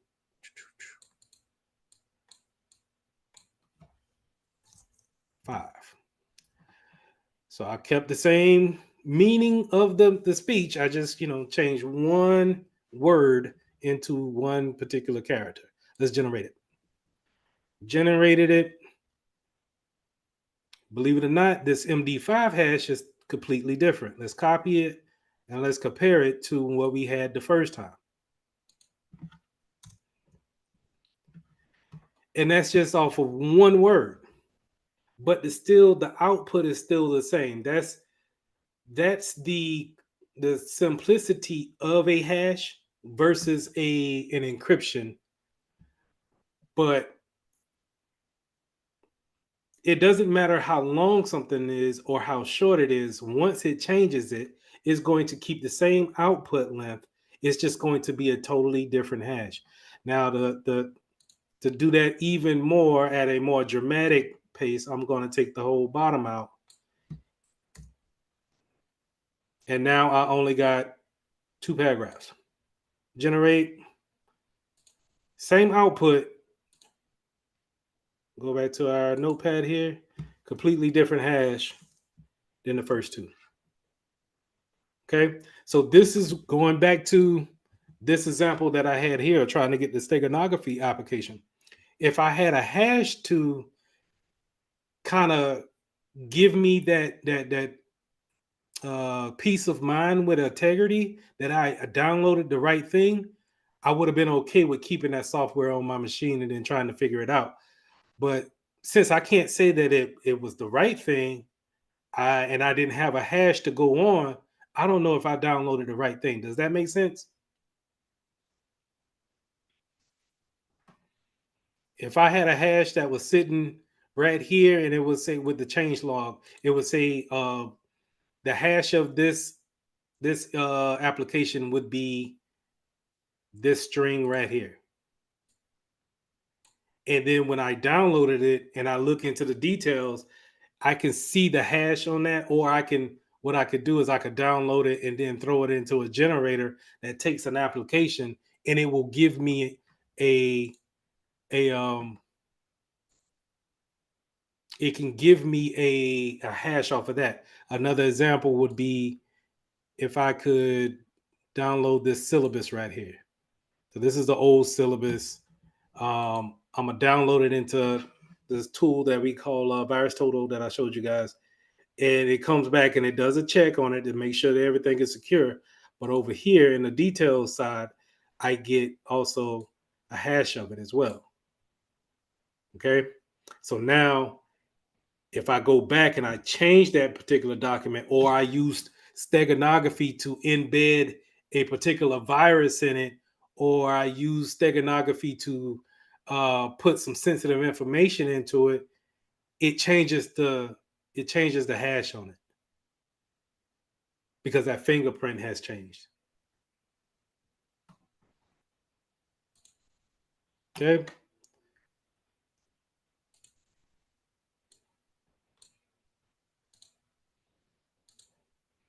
All right. Bear with me. Virus total. And then, so that was it. That was all that I had. for the Google Classroom. So like I said, I'm going to put a quiz in shortly, if not now.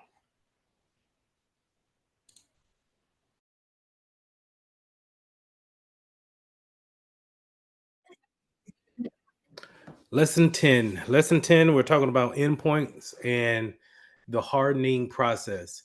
So when we use the word hardening, we're talking about locking down or putting security configurations on a device, server, maybe a process. We're hardening a process where we're making it that much harder for it to be susceptible to an attack.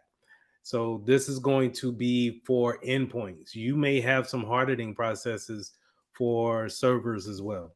But 9 times out of 10, what they're going to ask you in the Security Plus is some configurations and how do they play a part in the hardening process of a Windows 10 machine or any type of endpoint. It may be a mobile device, but we'll go over some highlighted fields here, and we'll see what we can show in the second hour. So we start off with the operating system security when it comes to workstations and servers, having a hardening process where we turn off certain applications, maybe we turn off certain features, can be beneficial in a work environment. So I'm just going to start off by when I open my start menu, you can see that there's some applications that you might not want to see in a work environment, right? So Disney Plus, Prime Video, Instagram, Spotify, Xbox, Solitaire. Solitaire is a notorious way of getting unwanted software and other data onto your machine. But in a business environment, we may not want these applications to be on there. Prime Video, and so, in a configuration, in a hardening setting, we want to make sure when we're building and what we call an image, and we're going to base every endpoint off of that image, we're going to make sure that those applications are not on there. And we're pretty much starting with a clean slate. So we may keep applications such as photos and mail and calendar, of course, the Microsoft Suite, but we might want to take off 060, 0365. Maybe we're not using that. Maybe we're using the mail application. But it's all about, how does that company really want to actually have their images set up?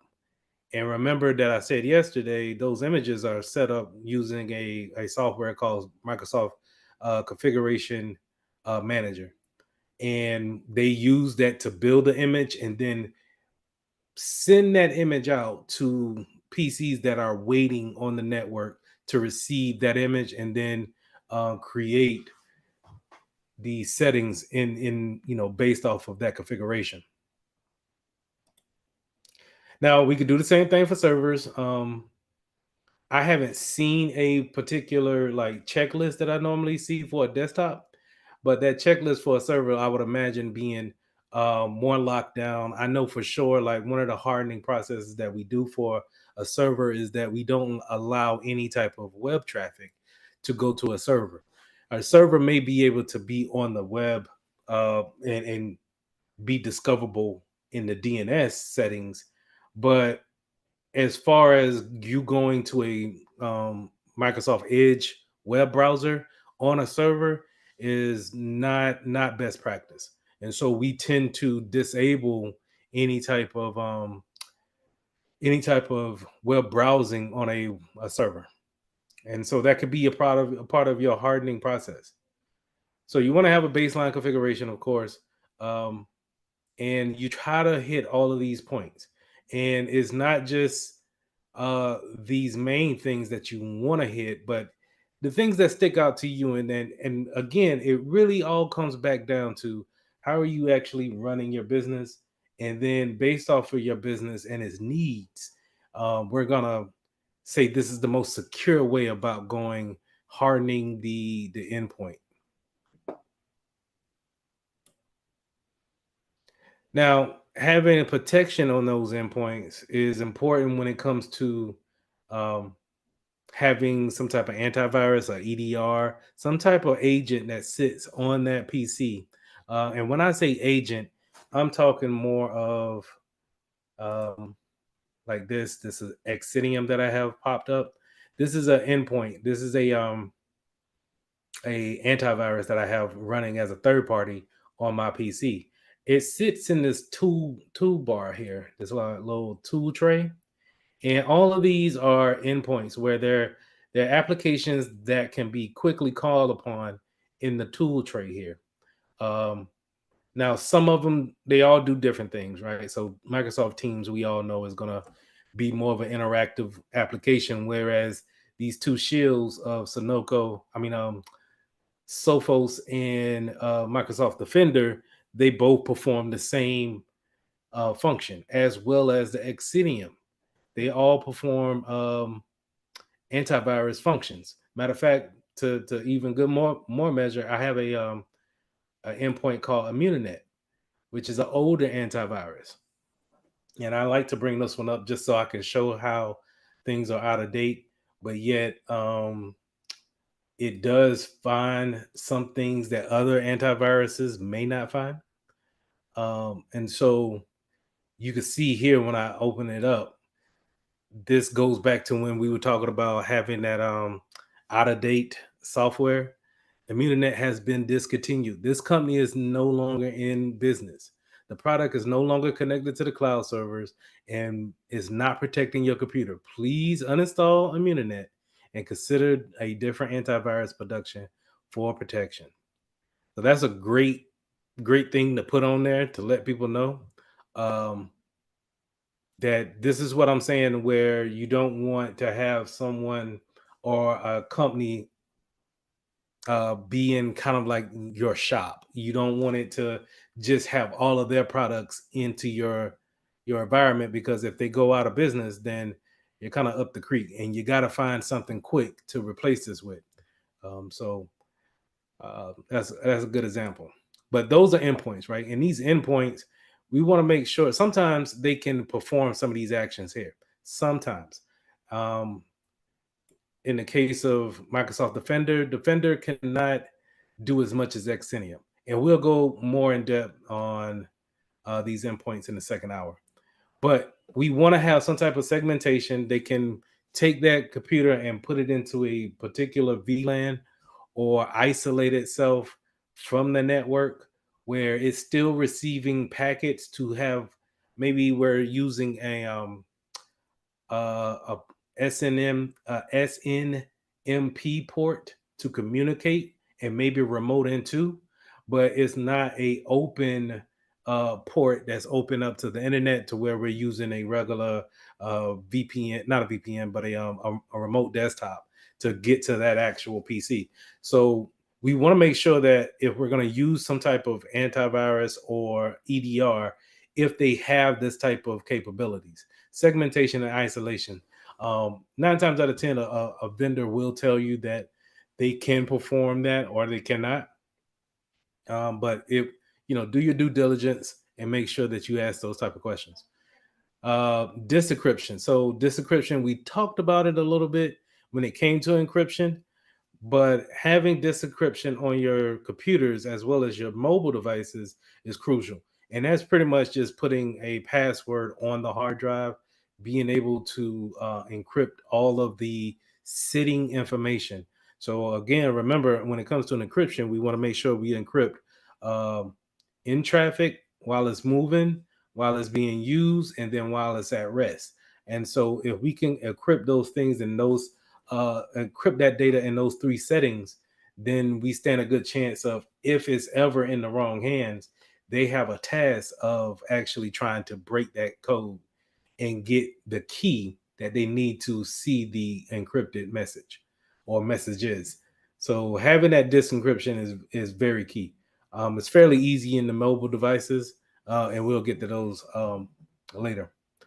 Patch management. not all endpoint devices or endpoint protection agents provide this type of skill or resource. The patch management is sometimes held by a different agent. That's all it does, is that it's going to look for updates. And again, sometimes when it comes to Microsoft, at least a Microsoft patch management system is only going to see the updates for Microsoft products. It will not see the updates, or it may not see the updates for a third-party vendor app. And especially if that app is, fairly new and it's just getting up and going. If that's the case, then Microsoft may kind of skip over that, and it will be on to you to get updates for every application that's on that PC. So EDR and XDR. So we're talking about endpoint protection, endpoint detection and response, and then extended detection and response. So when it comes to being able to have an agent on your PC, is one thing to detect. Remember when I said when it came to IDSs that these are the things that's going to write down the logs. But what makes a EDR so special is that it can see something going down wrong and then provide the correction to it and be able to respond to the malicious activity and either stop or roll back the settings that has been altered. Those are the special points of EDR. Extended XDR is more on having more range when it comes to long distance detection and response. So we're talking about things in a DMZ or um, a wide area network, and we need to actually provide protection across a larger scale of network. An extended detection response can talk back to these kind of a key points or check-in points, and they're able to update themselves and then update the agent on that particular machine. So I know XDR is kind of high speed, and that's my own language there, where it's kind of like I know a lot of novice or IT departments who are not up to speed on the latest and greatest. They probably are not looking into the XDR realm of just as of yet. So I do believe that it'll ramp up in the near future. Of course, you got host the intrusion detection and then host intrusion prevention systems. They're kind of like what I just went over, where one is going to detect and the other is going to protect or to actually take action. But the main thing that you want to know about this definition is that it's host based. So it's going to be directly have an agent on that particular PC or Mac and be able to communicate back to kind of like a command center. And that's the way we can have coverage down to the local level. I talked to yesterday about user behavior analytics and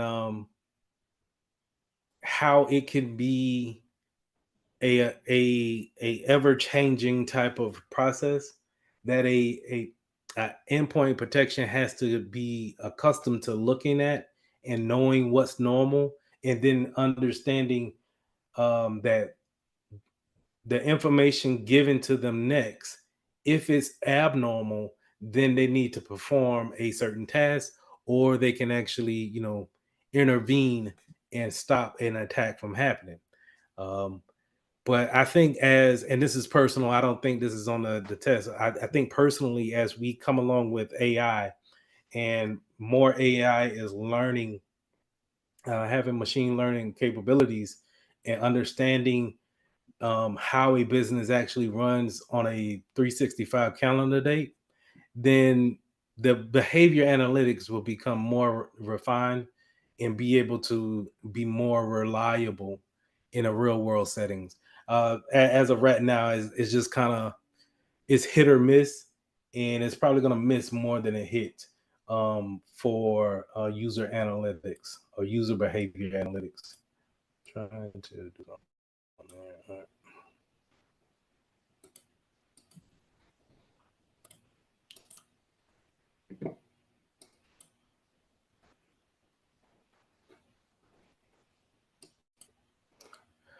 Endpoint configurations. We talked about least privileges and ACLs yesterday. Remember, ACLs are Apple or access control lists are going to be network level, but also in the IAM section when it comes to those username and passwords. I do want to show you guys a file system permissions, kind of like how do you give information or give permission to a individual on a particular document. How does that look in the real world? What do we do in real world scenarios to allow that to happen? Having an application allow list and block list is important when it comes to uh, the hardening process. Like I alluded to earlier, where if we're not using certain applications or we don't need that functionality, let's go ahead and take those things off. So again, I bring up my start menu here, and you look at all the different applications that we could have allowed, and then what do we need to take off? What are we not using? Some of you guys may have never heard of Sophos. Maybe I should take that off. Especially if you're going about making some type of hardening process, we need to slim this down as much as possible. And the more you have, um, applications that you're not aware of, or maybe you're not paying for, then it's the less you have to worry about those things being vulnerable later down the road. So we want to make sure we monitor as always. And I want to bring up group policies. So group policies is a way to, in the Windows world, be able to have a configuration for everyone in a particular group. And for this group, I'm going to say it's the legal group, right? So everybody within the legal department will be in a particular group logically in Active Directory. And then what I can do is I can have certain settings in a group policy and have that automatically pushed to those individual accounts. And while I have those things pushed to those accounts, maybe I want all of them to print to a particular printer. I can push a group policy out that will help just those members of that group print to that particular printer. And it doesn't have to necessarily be within that let's say that floor that the legal department is in. Maybe it's in a different building, but once that they get on that building's network, I want the network to be able to look at their permissions and say, okay, since I have a new group policy update, it lets me know that these 5 people from the legal department have access to this printer or have access to this particular file that's on the file server. That's the way we because sometimes you don't want to just segment a computer. You might want to segment the account for the individual, because that person may jump from PC to PC and they need their permissions to follow them, not necessarily be stuck on one PC. And so while we could probably put it at a local level and make you an admin of a document on a particular PC, soon as you go to a different PC and you log in with those same credentials, as a user, you're probably looking to have that same effect on that new PC. And so group policy is a great way to alleviate that pain. So encryption when it comes to hardening techniques is we're going to be looking at virtual private networks, VPNs. And I don't know if you guys are familiar with VPNs when it comes to the concentrators that they have, and then what type of network that they're trying to connect to. So having that VPN, again, is going to use encryption for the communication around your data to the endpoints data, and be able to be able to encrypt that data going back and forth. And it's going to also give you the field as if you're in the office. So all the things that you would have access to it as a resource, you're going to have access to when you connect to the VPN, because it creates that. It's almost like an extension of the network outside of the building to your particular home, but it goes over the public network, which is, the internet. And when it gets to your home, then you could treat your Wi-Fi as if you were in the office. Okay. Email encryption is another technique that we can use where we are sending things encrypted across the network, of course. But we also can use that encryption or use that place of entry when it comes to the emails to either block out any type of unwanted mail, a lot of spam, or any type of severe phishing campaigns that may come in. Um, and so having that email, having that data point or that entry point for the email is very important to have things there. When it comes to email encryption, we definitely want to be sending our emails over a secure network, just because of all of the sensitive data that it could end up. You could have an attachment that has very sensitive numbers attached to it, or some company secrets that attach to that email, and you want to make sure that it has being carried over the internet in a secure manner. I already went over removing unnecessary software, but I feel like I can always say it again. If you sit down with individuals in the department and you're looking at a list of software, maybe it'd be easy to go through a list of software, maybe like 100, right? 100 different softwares, and you can determine if those softwares is needed to actually to perform daily tasks in the company. And if it's not, then we just need to set up a time and date for the change request to actually have that rollback or uninstall that particular application. Are you going to get some pushback for it in the real world? Not from the higher ups. Your higher ups are going to always understand giving someone the least amount to work with, which sounds kind of bad, but at the same time, it shrinks that footprint that we've been talking about.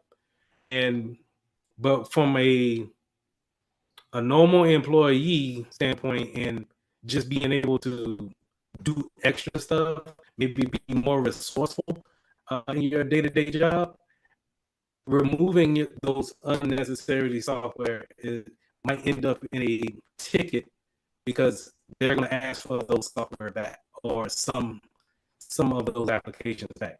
They may not even remember some of them, but I've seen plenty of times where we would take things away that no one's using, but as soon as we take it away, that's when somebody you'll figure out who's using it very quickly, because if they're using it on a day-to-day basis and you take it away, they're gonna be the first one to say, "Hey, I used to have this, I don't have it anymore.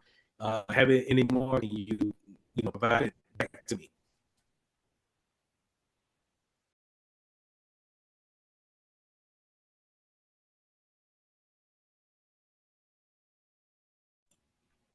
Excuse me.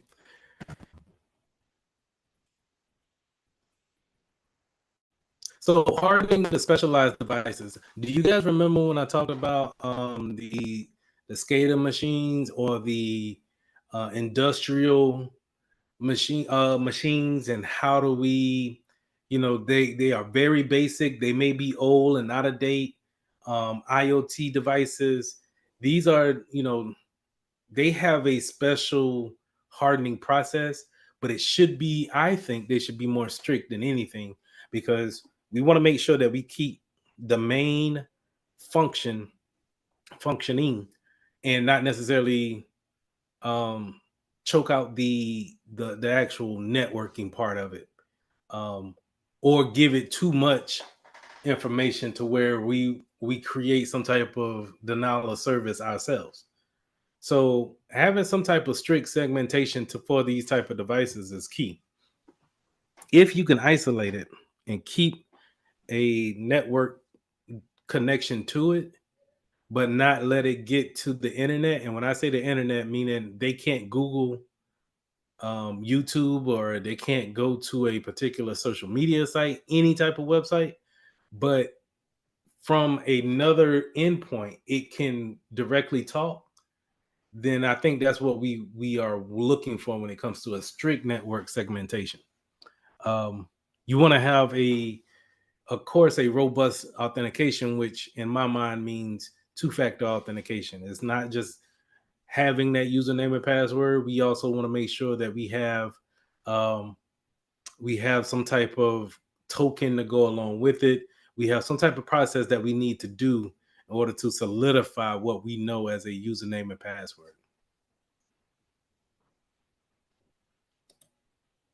So in the book, we started, this will be the kind of the halfway point in lesson 10, but it starts to go into the mobile device hardening side of it. And this is where it gets kind of fun for me, because a lot of people are not familiar with bringing their phone to work, but yet our phones are always intertwined with work. And so as a security professional, you have to take these things in consideration, that your data may end up on someone's personal phone. And if that's the case, you have almost forfeited your privacy rights. Well, let me take that back. You almost forfeited the right to have total control over that data, because it goes on someone's personal device. And so you just can't have any jurisdiction over someone's personal device if they didn't give you that type of jurisdiction, which is probably going to end up in a policy or something like that, right? And so when it comes to mobile devices, you want to make sure that you are stepping correctly, because it's not where, when I first started IT, where cell phones may come into play. You normally, when I first started in 2007, I only seen maybe top notch colonels and generals really have a BlackBerry that would access their emails.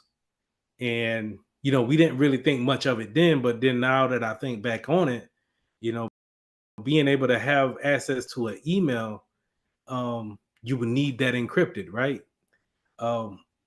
Well, I couldn't say that any other phone back in the day actually did that encryption other than BlackBerry, which make you think on why BlackBerry didn't really in today's world, but it's just something they kind of got left behind in. But anyway, you have different deployment models when it comes to mobile devices. You can bring your own device, right? Or you can have a company owned device, but you can only use it for business.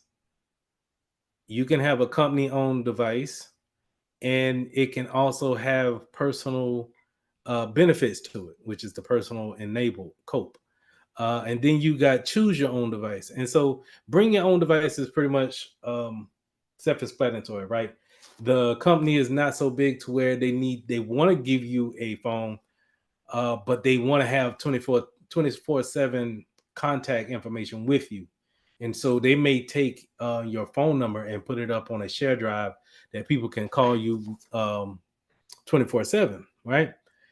The thing about that is that if you are using your phone to access on-premise data or even cloud data of a system for that company, then you need to be mindful. I'm not going to say that they own your phone, but you need to be mindful that you are performing those actions on your personal device. Okay.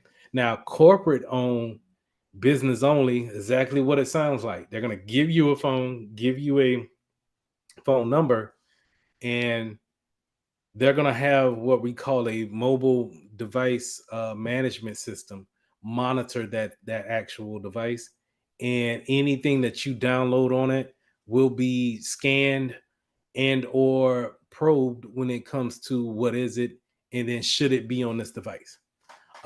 In turn, though, you can put the emails on there, put any type of files on it. You don't have to really worry about doing personal things on this device because you're not technically allowed to do those things on that particular device, right?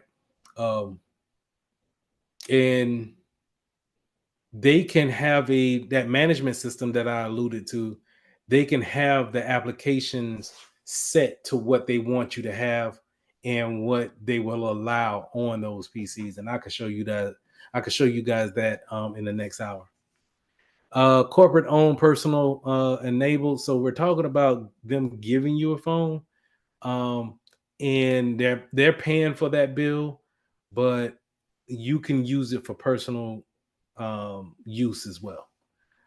I would still say, be careful in this realm, just because if you do go to certain sites, or if you go by and contract something on that device, then it's subject. I mean, whatever the higher up management will do to you, I have no idea. It's really it goes to, business to business, or how they actually discipline people. But I'm pretty sure you'll have some type of policy that you already have agreed to when it came to this phone or tablet, and you just need to uphold those things. All right, finally, we got choose your own device. And not to complicate things, this is pretty much they have a choice of phones. So some companies want to be a Apple shop, they want to be a Android shop. Me personally, I don't care which one, and I don't think either is more important than the other. I do find that Apple products are easier to um, explain to people, especially older folks. They're able to get a Apple product more than what a person would with a Samsung. And a Samsung or Android is more based off of power users. So you're probably going to be, constantly using the phone to its full extent. Whereas Apple is not really based on that. So choose your own devices that, they have different devices that you could choose from. And then it'll then go into, hey, you can put personal stuff on this, or just use this strictly as a business only device. MDM here, we already talked about this device management system, but I will need to show you guys that in the second hour. Having that device, having it part of its encryption is very important. I would also say that that's probably like a standard that needs to be across the board, where you need to put a PIN number or a password on that device so it can be automatically encrypted. And, just in case someone loses it, then you don't have to worry about them cracking into the hard drive just that easy. So I want to go back to this first highlighted thing: is mobile devices are more prone to be physically lost or theft, which is, it's true, right? Where, as sometimes these companies, they have money into the new uh mobile device budget, and so they don't just get the old iPhone XX, XS, or the iPhone 12. They're going to get the latest and greatest, and they have a budget for that. And so people that they give that to, sometimes they may be senior management, and they may be up there in age, and so while they're going on their business trips, it's easy for them to leave it on a flight, or leave it in a hotel room that's 1,200 miles away. And so if that's the case, then you need to use this mobile device management system in order to remote wipe that particular device. And that's a key factor when it comes to mobile device management is being able to see that device from anywhere in the world and being able to wipe it from anywhere in the world as well. And that overrides that external media encryption. So next slide, we got having that full disk encryption and external media. To really step onto the external media factor, when you're talking about plugging things into a USB or bringing something from the outside realm into your computer, best practices is not to use that, right? We don't want to have things plugging into our PCs and mounting the hard drive. What I mean by that is when you plug in, if you go to your job and you plug in your iPhone to your laptop, we don't want your laptop to show your iPhone as a hard drive.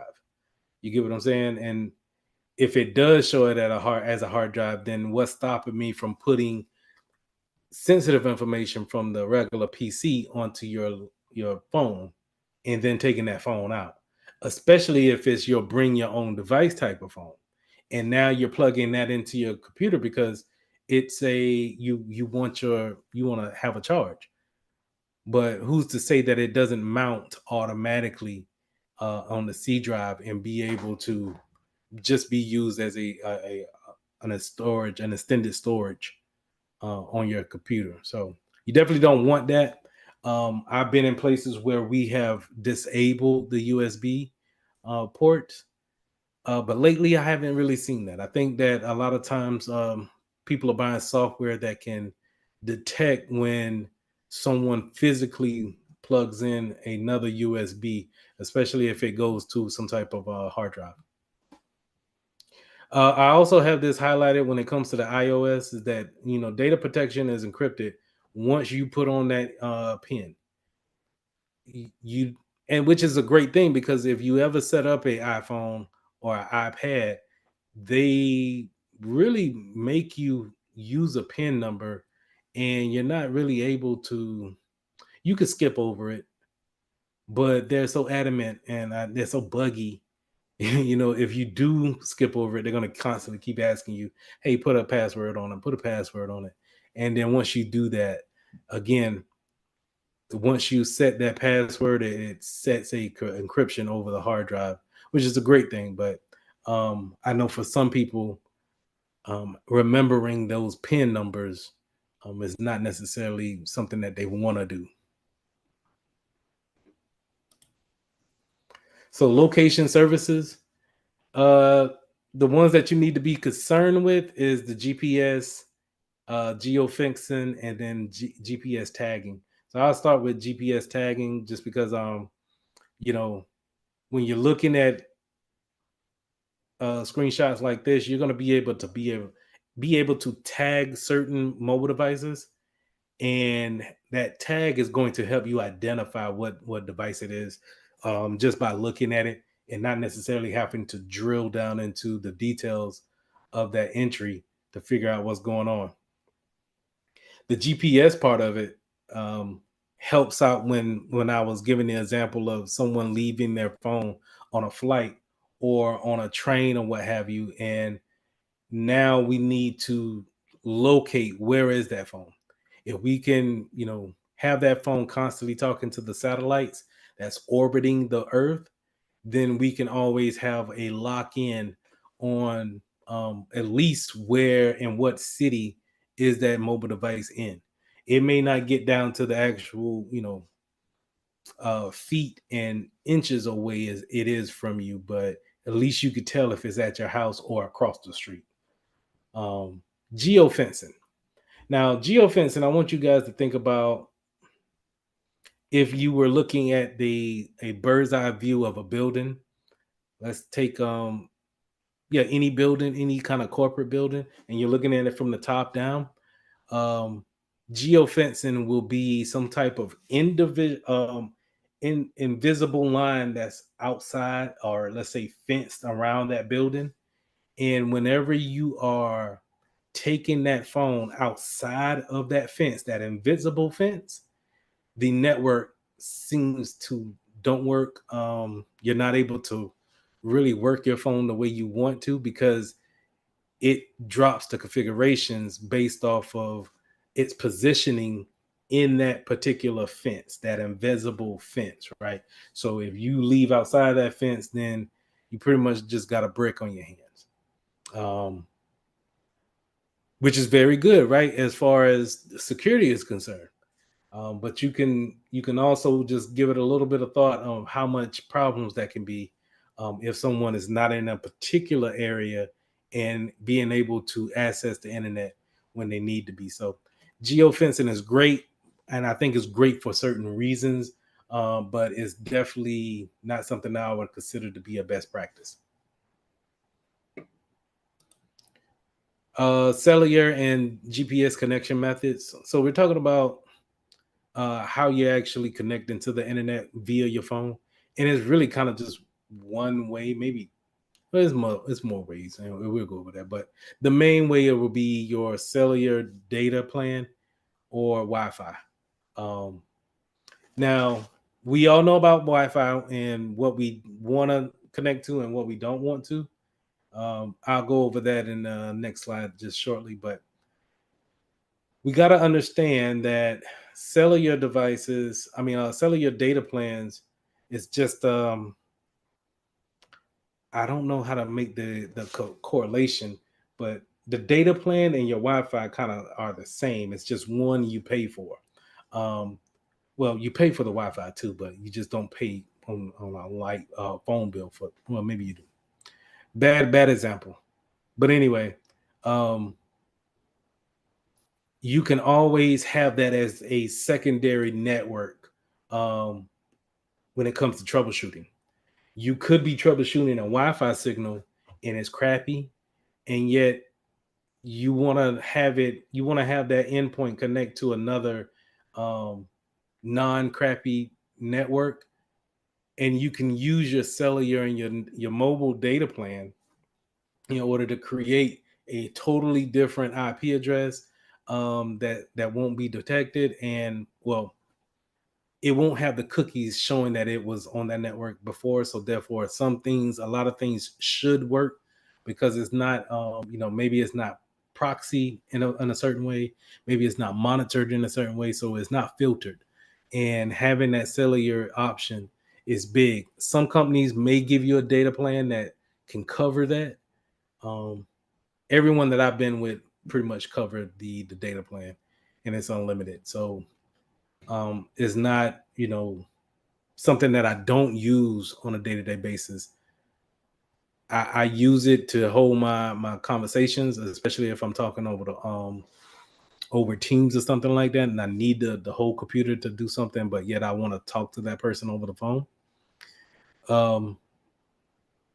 But you just gotta make sure that if you are going to receive a phone from a company, that they give you unlimited data minutes, but at the same time, we need to have some type of VPN in order to not only create that a network, but create some type of secure network from the cellular device. All right, not that many slides today, just this last slide. So we got the Wi-Fi, and I already kind of hinted at that. Having that Wi-Fi connect to a mobile device is big. That's how it's normally gonna, connect first, and then it'll look for other ways of connecting if no areas of Wi-Fi is present. And a lot of times, if it's not present, then it will look to use this data plan in order to have that communication going back and forth. You also want to make sure that you are on the lookout for evil twin networks or rogue networks.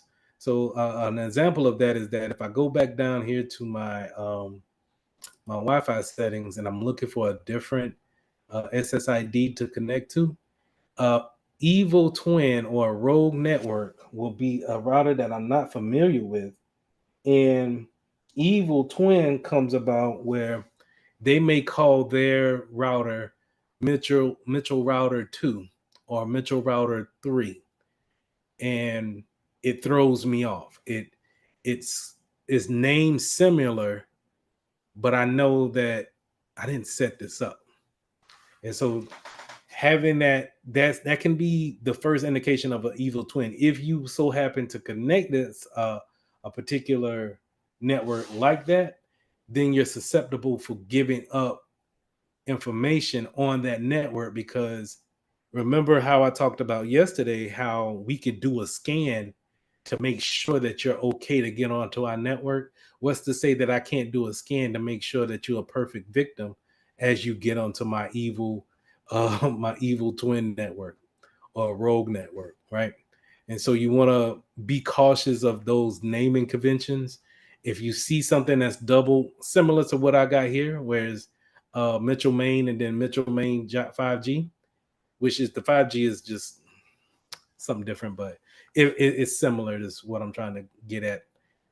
And you decide to go ahead and get onto the Mitchell Main 5G, then I can do a pre-scan of your PC, and then maybe install some things on that initial connection to my network.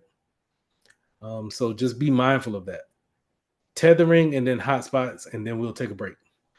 You don't really see too many people tethering their phones to a computer nowadays.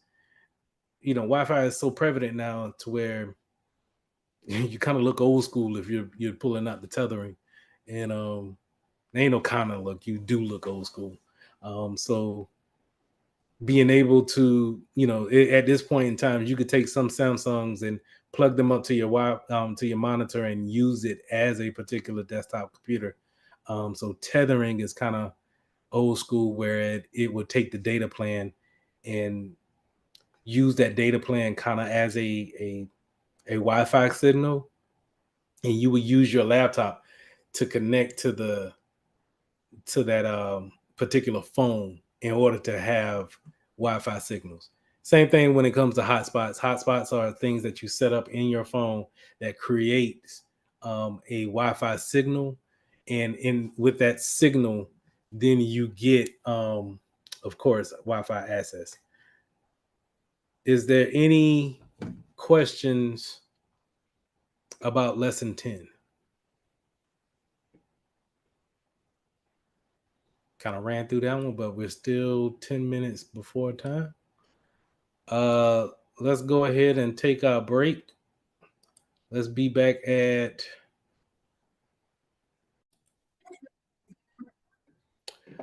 this is Exidium. I showed you this platform before, but this platform is my EDR system that I have for learning purposes, training purposes.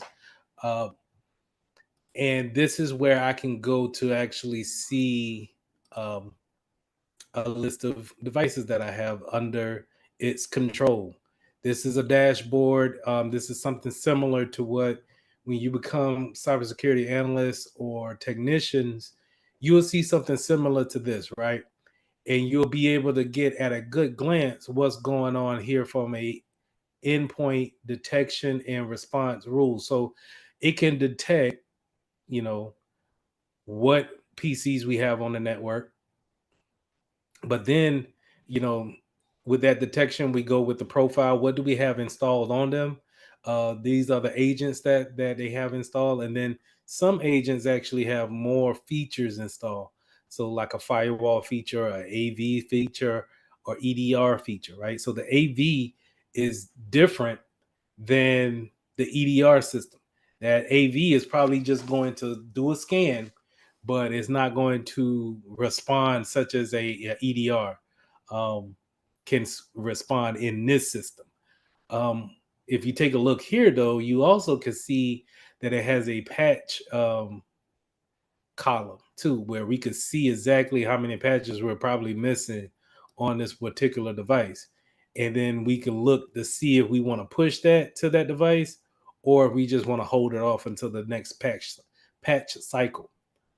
So this is it's more robust than a antivirus dashboard would be, but it can also still do the same things as far as highlighting a particular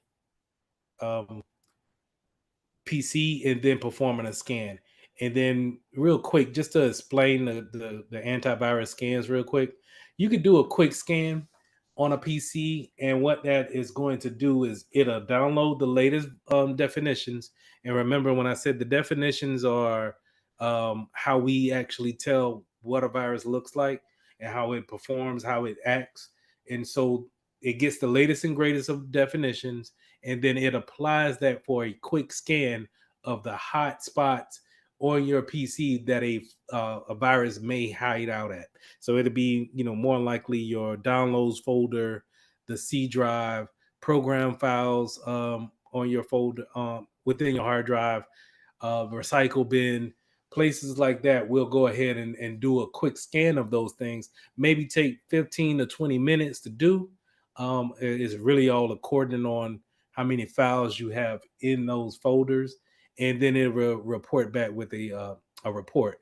Now you could do a full scan, and that full scan may take anywhere from 3 hours to 6 hours, according to how much that you actually have on that PC. A lot of times, if I'm doing a full scan, I'm going to do a full scan at night and look at the results in the morning. But your basic antivirus will be able to do that, those type of things. But EDR is going to take it a little bit further, so we can go into the enterprise section of this and look at the endpoints, and we could see that we have alerts, and then we actually got a malware detection, and we can not only look into that, but we could see, just where was it found at. We can look at the event time, but the most important thing is that it